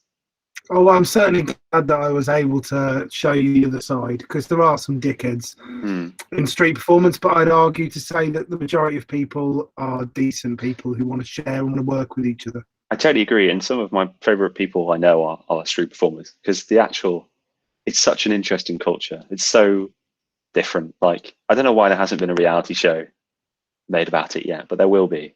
And but some of the people are really, really nice, but I just got a bit unlucky with but you're so right there, right? There is a degree of hazing, and this still kind of happens even if the people are nice. I think there's still a bit of, people don't make it easy. Most people don't people certainly won't share the rules. I know that with Covent Garden, like the best place to busk, potentially one of the best places in the world, I had the belief that you needed a license to work there for a very long time. And that was, maybe people didn't directly say it, but people definitely deliberately kept that thing going. Like it wasn't an open book. So, but I understand, because in a way it is a zero-sum game in a way, because there's a supply and demand issue. If there's too many performers, you won't get enough shows in to make a living. So people were a bit protective of it, but there's ways of being like that. I think a little bit of resistance. I mean, when people ask me, how do I get into magic? For a long time, I used to be like, oh, I'll totally help you out. Ask me in like a week. I'm kind of busy. As just like a little if they ask me again, I'll help them. But if they don't, I won't, because I was See if maybe they really want it. I was maybe a bit overly protective about it, but that was my view. And I kind of think there's some of that in busking. It's like if you show that you're going to be there whether they like it or not, they'll help you out as much as they can, because it's like if you're serious. But if you're just going there just try and make a couple quid and you're actually kind of mean, or you don't really care about the art or anything like that, then people probably won't know. Or they'll tell you direct lies. Some buskers will obviously tell you direct lies about things to try and make you leave. As we Yeah. You make it sound like your experience of busking was horrendous. Do you know what? Yeah, I think it's because in the early stages it was, if I want, but I've lost your video, but I assume everything's fine. I'll just keep blabbing on. So, although maybe we have lost him, or maybe we've lost me, but I'll just keep chatting, and we'll one day find out whether this is still going out live. So, I think my initial experiences busking weren't good. And there's a heck of a lot there's a really steep learning curve, but you also get over that learning curve kind of quick because you're doing so many shows as a street performer compared to other industries.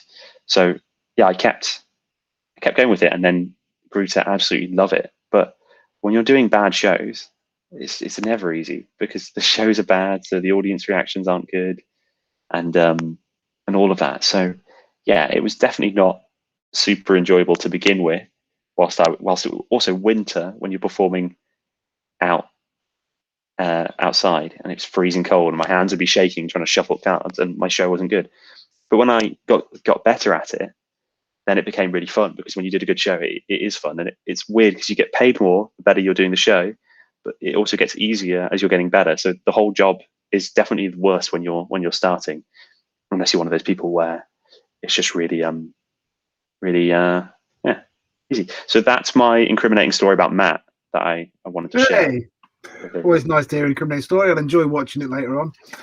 So I don't know when I dropped out of the feed, but I found it quite interesting, the thing you're talking about the hazing of new performers. And I think that particularly that has maybe created an environment where we see less creative shows, because everyone has to make it work as quickly as possible. That's interesting. Yeah, there's definitely, I guess, two schools about some buskers.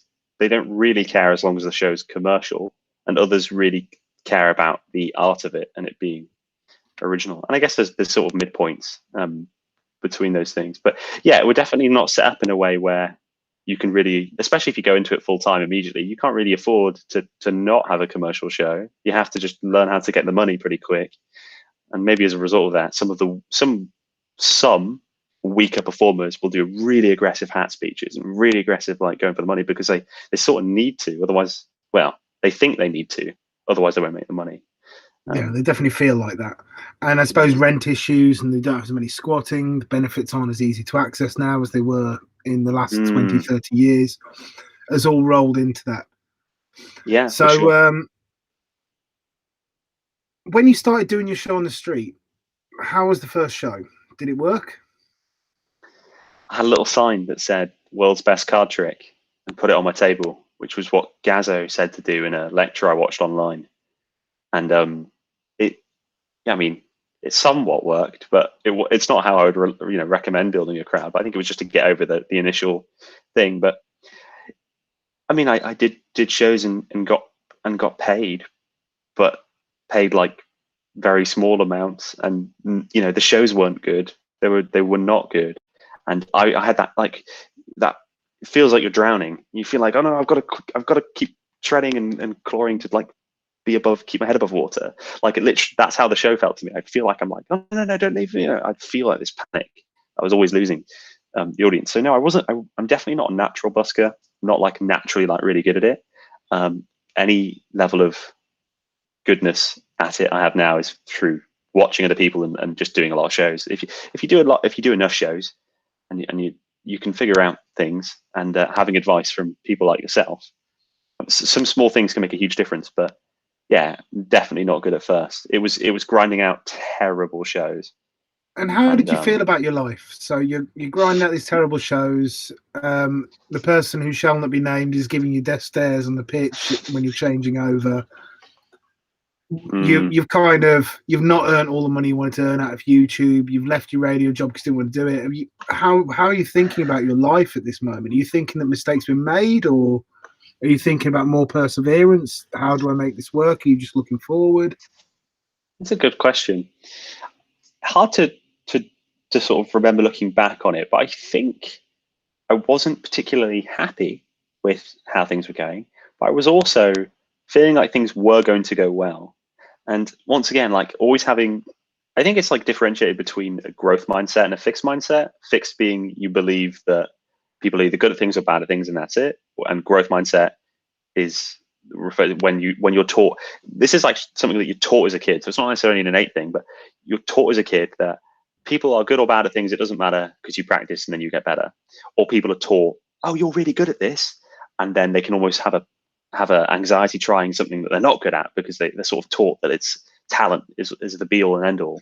I suppose you could take the first impression of what you do as, I've done this the first time and it didn't work, thus I must not be talented at doing this. Yeah, but for me, luckily, and I think this is there's pros and cons to reading self-help books that we won't get onto massively. But one of the things that is sort of good about self-help books is they give you a diluted sense of what's possible. So I'd read enough of that kind of thing, and perhaps believed in the law of attraction and stuff at the time that means that as long as you just keep at it, you'll be all right. So I was optimistic. I was super optimistic, but not necessarily super happy at the time. But then, as you're still getting paid immediately, and even though I was working really hard, I was still making. If you do enough shows, you'll make some money. And then as soon as you get like a little bit better, everything gets a little bit better. And but the first shows, I mean, my luggage case and my gear and my amp was horrible, and the wheels broke off my luggage case. I'd be dragging them and pulling them up the stairs, and all that, and the cold, So no, I mean, February was brutal, but as I got the hang of it more, it got more. You've said a few times that things get better. When was the moment when you realised, if there was one, that I'm getting good at this? This is working out. I think every now and again you'll have sort of a personal best hat, right? And that just tells you, if you're gonna judge it off the money, which is not necessarily a way of judging art, but it's a way of judging at one level of the success, right? Then that showed. So every time I'd hit like a personal best, I'd get a level of triumph, I guess. But also like crowd sizes, or just like how good the show was. Like if the audience like laughed and they had a good time and you kept the crowd, or how big the crowd was.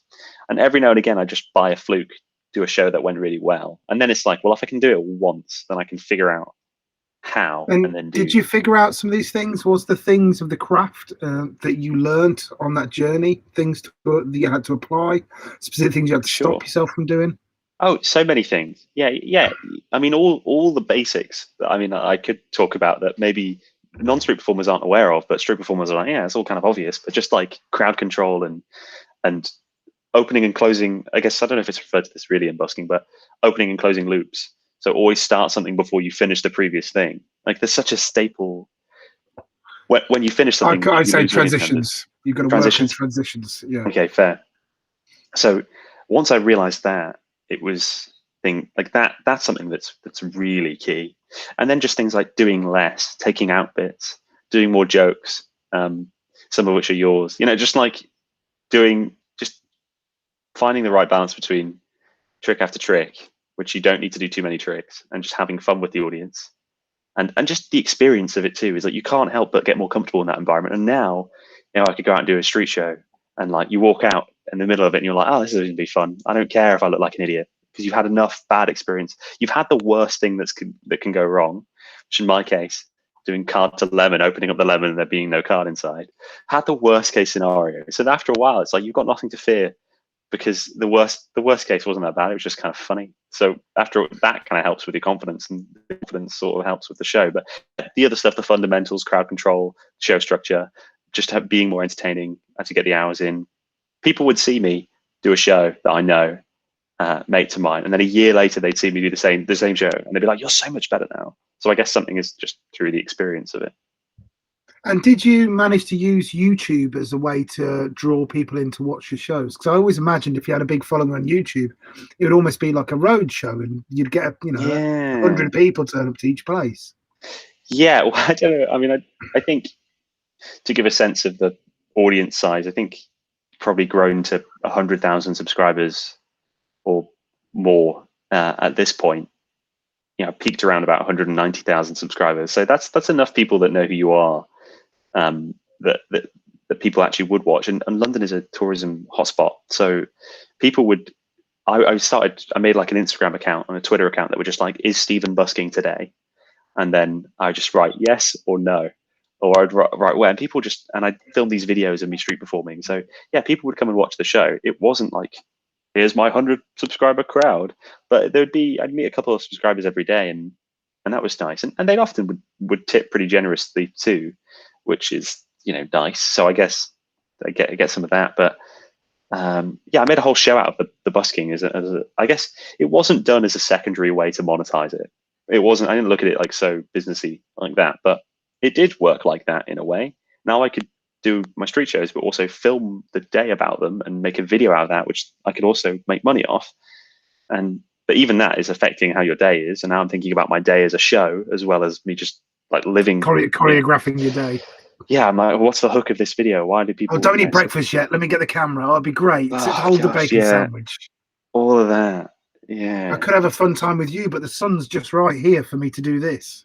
Yeah, all of that. Like, yeah, trying to figure out what makes because otherwise it's just the same day again and again on YouTube. So, which is why, I mean, me and you obviously we've done a video together, or done a couple where we just went to Camden and just caused some trouble. Yeah, I say caused some trouble. Just performed and got an amazing video out of that. One of my favorites still. It's just you being dragged by security. I don't know if you remember, I cut together the most badass montage at the beginning. I was so proud of that little montage at the beginning. I will not be stopped. And you were just so like, it was just perfect. But people loved it because it really gives an insight into this world that people don't have a clue about. Would they watch that every day? I suspect not. It's not a daily thing. Now let's go and watch this same person get hassled by another set of police officers. Yeah, well, that's why you got to keep it. I wasn't posting daily vlogs for by any means, but maybe one a week, and then magic videos as well. But yeah, there's no way I could do it like every day. I'd totally, but even one a week, if that was tough to think of a narrative. And I try and get a trick in there too, maybe do a trick to camera, but that stuff isn't, it takes a bit of planning. But I wanted it to sort look as well. We could have gone out that day and nothing could have happened. We could have walked around and been blissfully unmolested in our performances, which would have been fun for the day, but crap for the video. Yeah, I mean, sometimes I remember Murdo getting in a fight with some dude, and I was like, good footage. Like, it's not that I'm not happy. I'm not happy that it happened, but. So, what are you having this thing of being behind the camera and watching poor Murdo getting beaten to death? Going, oh, this is great. Murdo's a scrappy guy. He's fine. He doesn't need any help, surprisingly. Yeah. But yeah, there's street performing cultures like it's all a bit chaotic, which is great for video. So there's always something you can film. You talk about the culture, and what you talk about in some ways your street performance family in London. Is that fair to say? Yeah.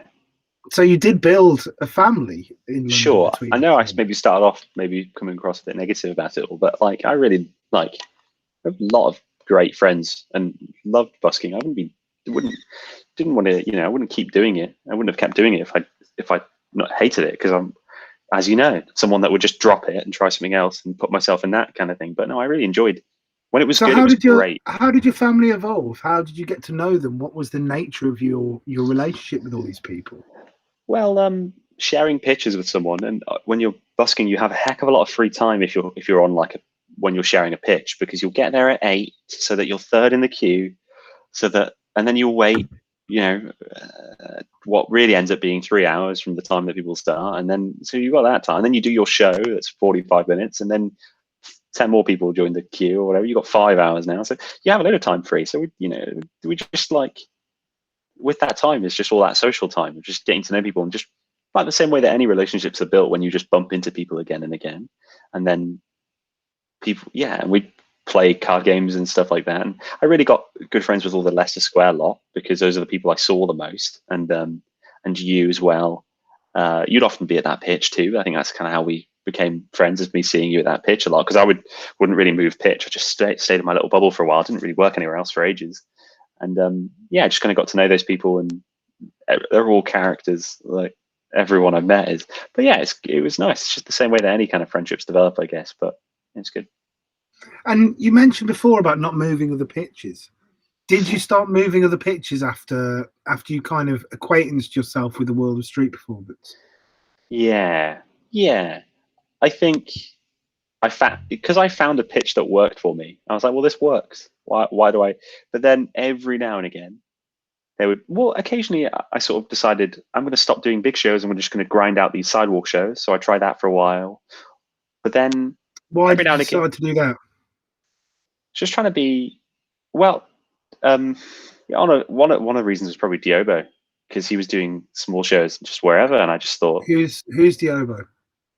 well, Diobo was, unfortunately, he's recently passed away, but was an incredibly, just unbelievably talented and skilled magician. Like, if we're talking about whether a show is, a show or whether it's art, this was art. And his show is still like one of the most magical shows I've ever seen, not just like street shows, but it was absolutely incredible. But yeah, he was doing like small shows just wherever he fancied, and just little show after little show. And there was something, I kind of grew a bit obsessed with the idea of doing a show out of a backpack. And I was like, if I always have my show in my backpack, I'll just live my life. And then every now and again, I'll just do a show. I just thought there'd be something quite freeing about that. So I started doing that.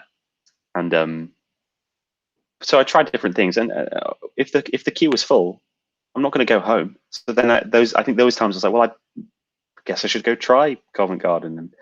And of course, I should have done all this a long time ago, because you learn a lot more by trying different pitches than you do by sticking at the same place. But I experimented a bit we did some shows. I remember that day I went to the South Bank and I tried doing shows there. And I went to Brighton a couple of times, just sort of by myself, and did some shows, partly honestly to fuel the YouTube channel. It's like, I like, if I go somewhere new, it's a bit of a novelty. So that was kind of useful. But yeah, I get it was, What was it like because you say you avoided Covent Garden for a long time because there was this sense of exclusivity to it, and that there was this idea of a license hanging around in the air. So first of all, why did you go to Covent Garden, and what did you find out when you did go there? I don't remember why I went, if I'm totally honest, but I'm pretty sure it will have been through either other performers being like, why haven't you tried, what, why haven't you done a show in Covent? And I think I also thought my show I built my show to work in Leicester Square, and it was like a close-up show that I was pushing to be a big show. That's what I was trying to make it. Whereas I thought that even the pitch dynamics are a bit different, in Covent. So I was a bit, maybe didn't really want to do that. And also I didn't want to be judged by the other. I always kind of felt like whenever there's a performer there that's good watching me, I'd always feel a bit like self-conscious about that, because there are so many great performers and I didn't think I was doing anything particularly special. So I didn't really like the, but then I went there for some reason, and I liked it. And maybe then every now and again I'd go there. And then one day I just started going there all the time. And then that became the pitch I worked the most. And why did you like it when you first worked there? What was it you liked about it compared to other places? Well, I think in a way it was a nice change of scene, like literally in a way. Like, these buildings are pretty and it's just nice to be in a different area. Also, it was nice to be around different performers. There was just some nice to be around some other magicians as well and hang out. But also, doing a show in Covent Garden is like, it's much more of a magical place in terms of shows. We kind of know as performers that depending on where you set up to do your show can really depend on how the show goes, because of just, it's insane how you can move a couple streets down and your show just won't feel like you'll have to work so much hard to get this kind of, like some of the dynamics of the street are just, they don't make sense. Like logic, like to try and explain it logically almost doesn't seem to make sense. It's just like on different days, people would change their mood like the weather. I just mean that, like, one day everybody seems to be in a bad mood, and a lot of performers are like, yeah, the shows today aren't pop, and it's like there's nothing. So there's obviously more at play than I'm realizing, but the area of Covent Garden is conducive to a good street show for whatever reason. Like, the people are a bit more up for it, I'd say, in a way. And so I think the thing you talked about before about it being hard to predict is because there's so many variables. Mm. It's like holding a flag in the air and thinking you can predict the weather next Tuesday. Yeah. You know, how can we understand all these things that are going on around us? What the geopolitical things going on, what the weather's like, what their travel in the transport was like. I mean, I do also have a conceit that's similar to what yours is. I think that people kind of get an email one morning, be a text message 20 years ago, be a letter 30, 40 years ago before that, Instagram, you know, that you should be a dickhead today. We're all going to treat each other like arseholes today. And that's the email. And everyone reads it, goes, right, today's the date, fair enough, folds the letter up, closes the email and goes out and be a twat to each other. It feels like some days nobody's in a good mood. Yeah. It's hard to know, isn't it, how much it's just that we as street performers are sort of like, it's hard to look at this really objectively. Like, how much of it is just like, there's a bit of a, oh, I had a bad show. Like, did you have a bad show? And like, oh yeah, it's great. And street performers can often be quite negative about that. They can be like, oh yeah, it's crap today. You know, more so like what's really is a really good day is what they think is average. So whenever it's not that, they're like, oh, it's rubbish today. But really, your average is lower than maybe you think. Yeah. People can walk off from a street show and earn enough for a week's rent, and then turn around and go, "Oh, fucking shit day." Yeah, it's insanity. But yeah, there's definitely days where you just kind of feel like everybody is on the same, like the general public are in a different mood, and it's really weird how that would happen. And some performers, as you know, they'll be like, today is bad, I will go. I would try not to let that stuff get to me too much, because then you can get really superstitious, even if you're not you're not looking at it superstitiously, but you're still, you know, oh, a black crow has crossed my path on the way here. I shall not be in the draw today. Yeah, but there's definitely certain days where you're just like, oh, it's just not going to pop today. And sometimes I remember it would be Kino, who's a legendary street performer, that would say to me all the time, he's like, if it's good, work. If it's bad, go home. And I remember that was just playing in my head on the days when the shows wouldn't pop. But the worry with that is it that the world's miserable today, or is it that I'm miserable today and I'm grimacing at everyone I see, and that's why every person I look at grimaces at me? Yeah. Yeah.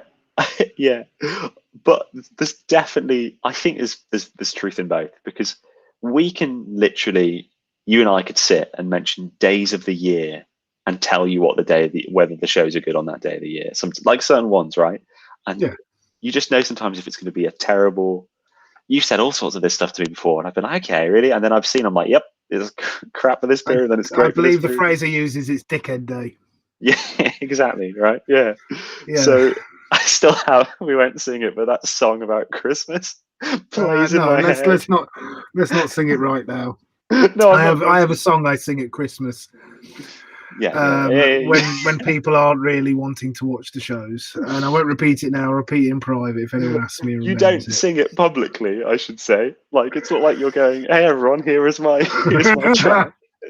But there's definitely some weird thing about people are like the weather. As you say, they get an email that morning to be arses, or they get an email to be great. It's not more one way than another. Well, let's see. I'm hoping that a lot of positive emails are going to go out when the lockdown ends.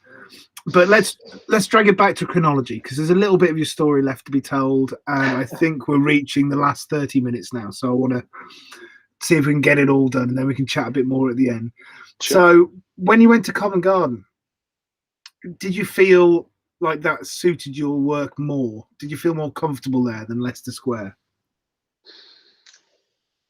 Yeah, I think once I got used to it, I think there's a learning curve with the new pitch that I struggled with a bit. But now I think it's probably the place I feel the most comfortable performing, I'd say, Magician's Corner. I mean, I tried the sort of main West Piazza, which is a much bigger pitch, and that was like so much more of that is like big leagues. It really does feel like the difference between playing Wembley or playing like so sometimes those would go bad or, good or bad. It's a very big space for magicians to play. And I'm doing a show that should be done for 10 people to as many people as they can. So really the show's not, I mean, we've talked about this loads, but the show's maybe not built for it, but I would try it. And sometimes I get it to work and others wouldn't. But I think the Covent Garden Magician's Corner, what it's called, is probably the pitch I can play the best, I'd say, maybe. Or maybe it's just like as time goes on, you get more comfortable. But yeah, once I think that's my favorite place. It's also, quite honestly, Matt, it's near the storage. And these little things where you keep your gear, like you move from dragging your gear on the tube and up the stairs and like put it in a little storage unit and stuff like that really helps with job satisfaction. I'd always I miss those days, picking the luggage up and on the bus. Two I bus like drivers going, not in this bus. I like to fondly look back on them and be happy they're not happening now. But I mean, I remember once I wrote a list about everything I didn't like about busking, and then I was like, how many things can I eliminate from this list? And that was the kind of thing to try and just make my overall life better. But How many things did you not like about busking then? Was it a big long list? It was a decent sized list. Yeah, one of it was the gear. I think that's partly why I tried a backpack show at one point. But there's more than one way of solving a problem, right? You can do a smaller, more portable show, or you can find somewhere to leave your stuff. And look at a mime. Look at someone like Les Bubb. You know, he works with essentially nothing. He's got a little amp and a suitcase, but they're just dressing. Oh man, performers that can do a show without anything, and it's just like I always feel there's some kind of weird thing about the less that you need to pull off a show, in a way, the better you are. Like some performers just. But that's an interesting thing to bring up. So that's the thing that's gone in modern performance culture, is the less you do, the better, because it's come from the contract show. And the whole idea of a contract show is, I bring you this object, I will use this at the end of the show. And as little to be done in the middle as possible is great. Don't waste it. Use character and crowd play. But doing these interviews and looking through all these things, what you realise is that has also worked out content from shows. Most people don't have content. They just have faff. Do you understand what I mean?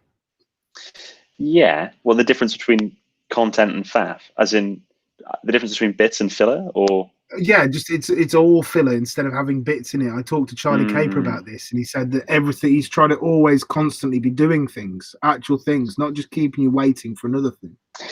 Yeah, okay, now I totally with you. Yeah. And I think in the long run it might be problematic. Yeah. Well, yeah, funny enough, there's actually this thing in mentalism, which is a branch of magic. Basically, it's mind reading. We call it mentalism in the magic world, where there's 13 steps. See, you know your stuff. But there's a school of thought in mentalism where there's this kind of like pretension around doing propless mentalism. It's just like, you just read their mind and there's nothing else. But as a really good mentalist friend of mine points out, it's like, that's kind of boring after a while. And it's like good to have a big dramatic prediction or a notepad where you can draw the sketch, or, you know, sometimes people look at it as the ultimate. They want to be like a stand-up comic where they can walk on stage with just a mic and nothing else and read people's minds. But sometimes the vision of what you want isn't necessarily what they want. And I always think with performance, one of the things that, weirdly enough, of all people, 50 Cent said, which I think he nailed, was like, if you look at performances or art or anything this way, you've got what the audience wants, like the commercial, being really commercial, like, or to take it to the extreme, selling out just to give them what they want. No substance, just sell out, give them what they want. Then you've got what you want, artistic vision, right? If you go too far that way, you can sell out. And what you're doing can be vapid and cheap and have no meaning. If you go too far the other way, then it can be so abstract that people can't even relate to it. And then the audience isn't actually getting anything. So I always think that, like, if you can find the midpoint between those two things, and people don't necessarily, it doesn't need to be bang in the middle, but finding where you are can sometimes create something where you still get to be you, express yourself, your own ideas, and those things that matter to you, and that kind of art, but then also something which is the audience will like and is commercial and they enjoy. So you don't always necessarily want to just listen to everything the audience says, because then your show might become cheap but commercial. But then you don't also want to ignore everything the audience says for the sake of art, because then sometimes your show can become not entertaining but self-aggrandizing. So I was trying to try and meet in the middle point. I think the thing with this as well is not just about us, but it's about the audience. Giving the audience what they want short term might bore them long term, because if we're all just developing to give the audience specifically what they want, to press the joy buttons as they come up, then in 10 years' time, we're all doing the same thing. We're all pressing the same buttons in the same way. The audience becomes bored and cold to what we're doing. There's no variety to keep the audience excited about what's going on, to mask the manipulation that performers do. For sure. And there's something isn't quite nice about, you know, sometimes you can have a joke in your show that's just for you. But in a way, I think the audience, if they don't get that joke, they can still get a sense that you're enjoying yourself. So this is And why I there's think it's a sincerity to it. right. Yeah, there's something nice about those things. So that's why I think it is important to me in the somewhat in the middle between those two extremes, because one or the other can just be equally bad. Well, Yeah. we can't all be Arts Council funded to do a piece of work which will be understood by 3 people in the country. Yeah. Yeah, but like, I mean, we're getting into the whole question of what is art now, but what meaning does it have if you had this great idea that you wanted to share, which I guess maybe you can look at a lot of art as trying to communicate a concept or an idea. Well, if you communicate and they don't understand it, then did you really make anything that was worthwhile? Like, Well, this is my big thing with this. You know, I think that the art world in some way is become vapid because it's not trying to communicate something to the broad population. It's not trying to have an effect in society a lot of time. It's trying to create a small piece of work which can be understood by a creative few. It's not making the effort to reach out and communicate past people who understand the specific context it exists in. And so the same thing with that is if you're trying to do material because you want to have influence in people in their minds and the way they live forward their lives after, and you do something which is unrecognizable to the audience, you've not achieved that goal. Yeah. You know, you can do something they don't understand, which manipulates them into a position of questioning something. That's different. That's having an intention of them not understanding as a vehicle to something else. But if you do something that's just so self-absorbed that the communication isn't effective, I believe you've wasted your time. Yeah, I totally agree. This is maybe a slight tangent, but I just wanted to say it because it popped in my head when you were saying that. It's like some of my favorite jokes that you do are jokes that the audience don't laugh at. But us lot at the back will absolutely be dying and we'll be cracking up. And it's like, I still think overall the audience, even if they don't get that joke, they can still get that you are coming from a place of like authenticity or something that's a bit more real. I don't know. I think these things bleed through. Sometimes people don't laugh at that kind of, I know the kind of material you're talking about. People don't laugh at it because they're not quite sure how to take it. You take that material and put it in a festival and everyone's laughing because they understand the context to it. So maybe I'm a victim of my own thing there. Who knows? So let's that get wasn't back a onto critique. you, Steve. No, Okay, not at all. I didn't take it as a critique. I love talking about me, but I'm present of the mind that today it's about you. So you've gone to Covent. You're working in Covent more regularly now. What sort of year are we on now? Is this up to present day or? Well, I've actually not done a street show in a while, partly pandemic, partly because I've just been trying other projects and with no intention of ever stopping street shows, but just like I did something else that was sort of taking more of my time, like another YouTube project that was taking a lot of my time. And in the same way that with when I was thinking about radio pays me this and street pays me this, not that I was necessarily purely assessing these things financially, but sometimes if something is giving you a disproportionate amount of value for your effort, you kind of like, well, I can't really. So I was doing something recently where my time was being leveraged financially per hour better than street, but also we were hitting the quiet season at the time. So yeah, I've actually not done a street show in maybe a year and 8 months, which is so long now I think about it. But it doesn't mean I've quit. It's just meant that we've also had a pandemic, so I've not been in a rush to get back out there. But yeah, I haven't done a show. Have you kept working your YouTube stuff all the way through? Weirdly enough, I had a similar thing with YouTube in that when I was focusing on filming this project for YouTube and doing street shows and all this, like I hit a point where I couldn't do all of it properly. I just couldn't. So I just had to, I was like, I'm going to pause YouTube for like a month or two, which turned into about a year and 8 months. And I filmed so much stuff and I've got videos planned. It's just none of them are online yet. So yeah, people keep asking me why I quit. I'm like, I didn't realize I quit, but I guess I did. So I'll be back and hopefully have an audience. Hiatus, right? Yeah, a hiatus. Yeah. You've done some teaching projects. Am I right in thinking that through lockdown? Yeah.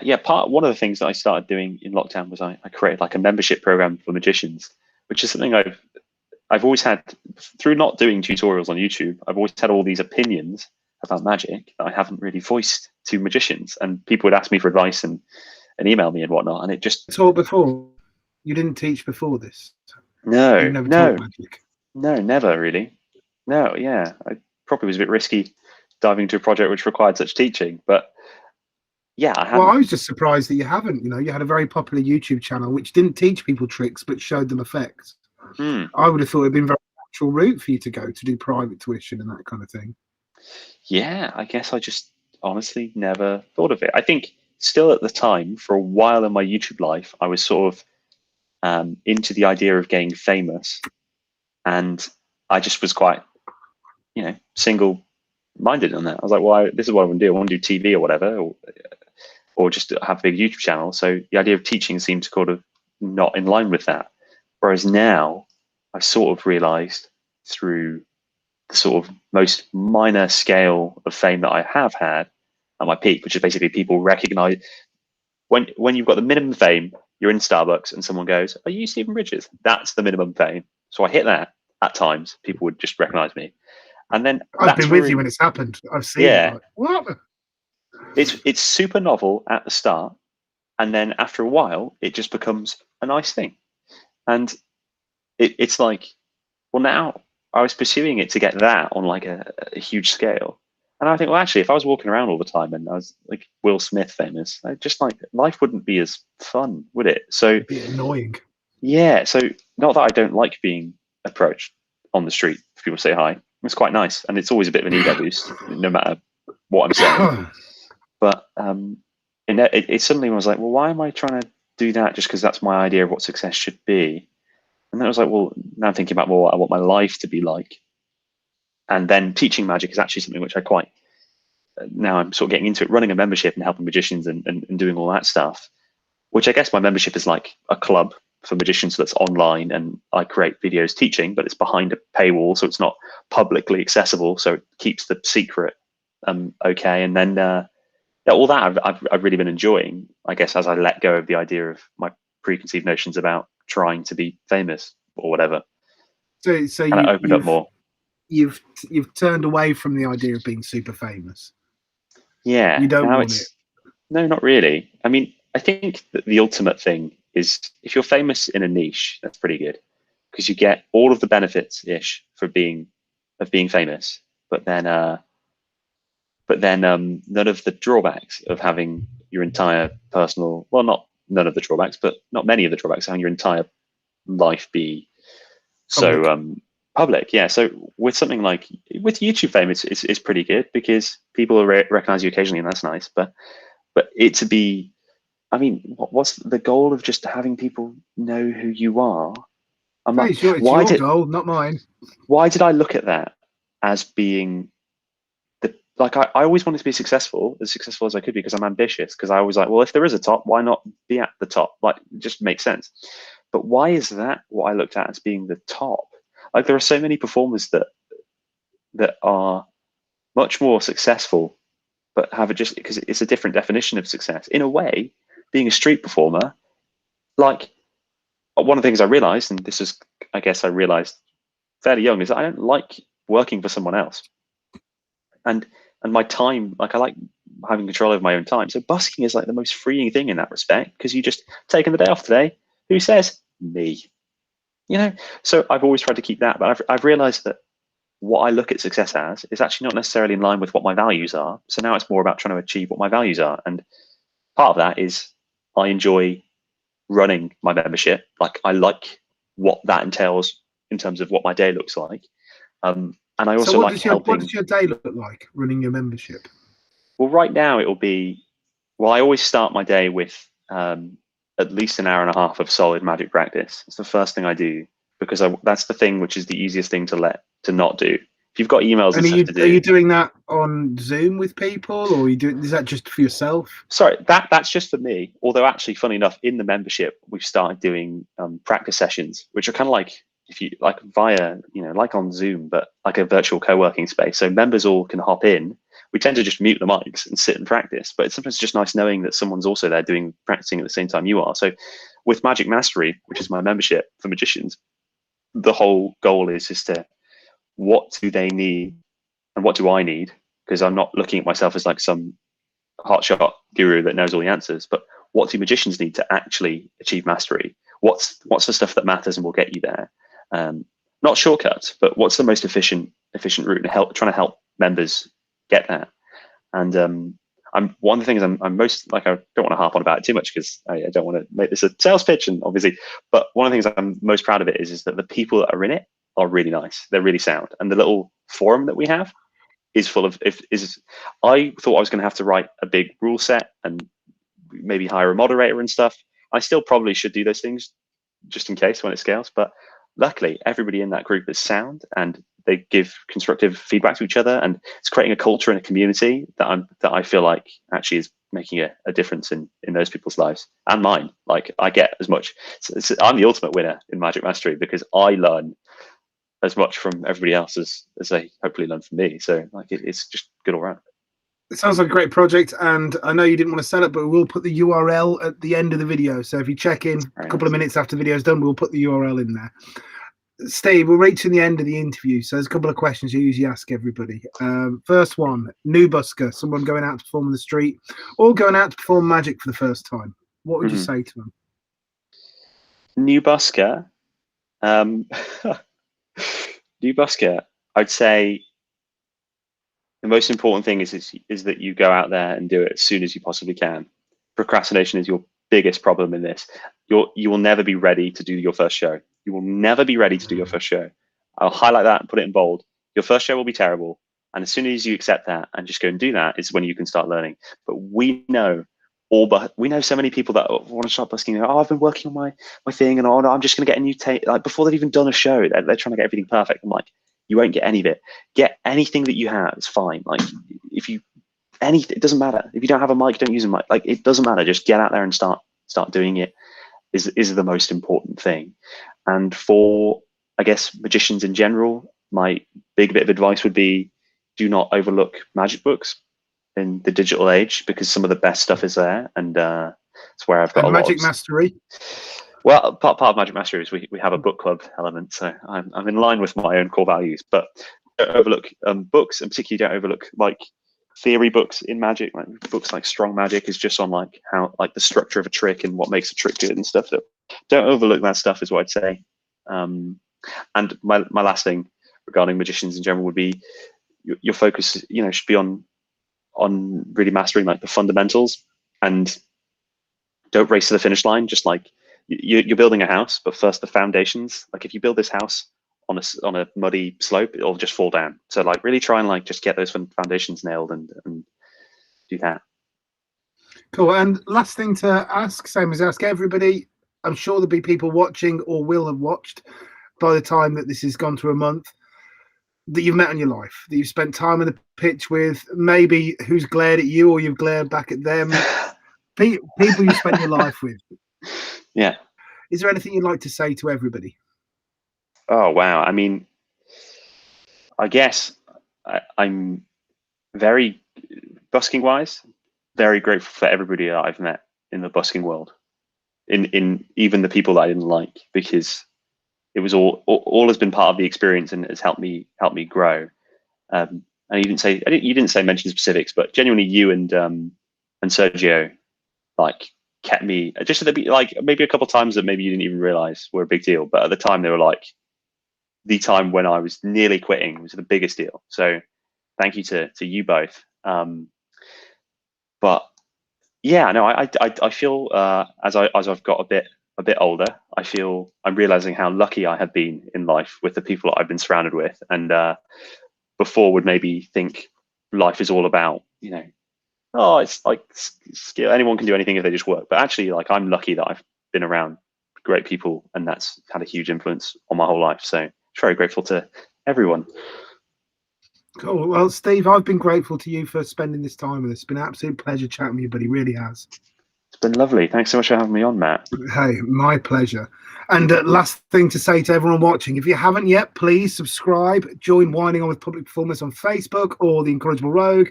If you're on YouTube, please subscribe, click the bell, comment if you haven't done yet. Please like the video. And if you want to come and join the Patreon, please do support the project. It'd be very helpful. Thank you very much, everybody. Have a wonderful night. It's been a pleasure.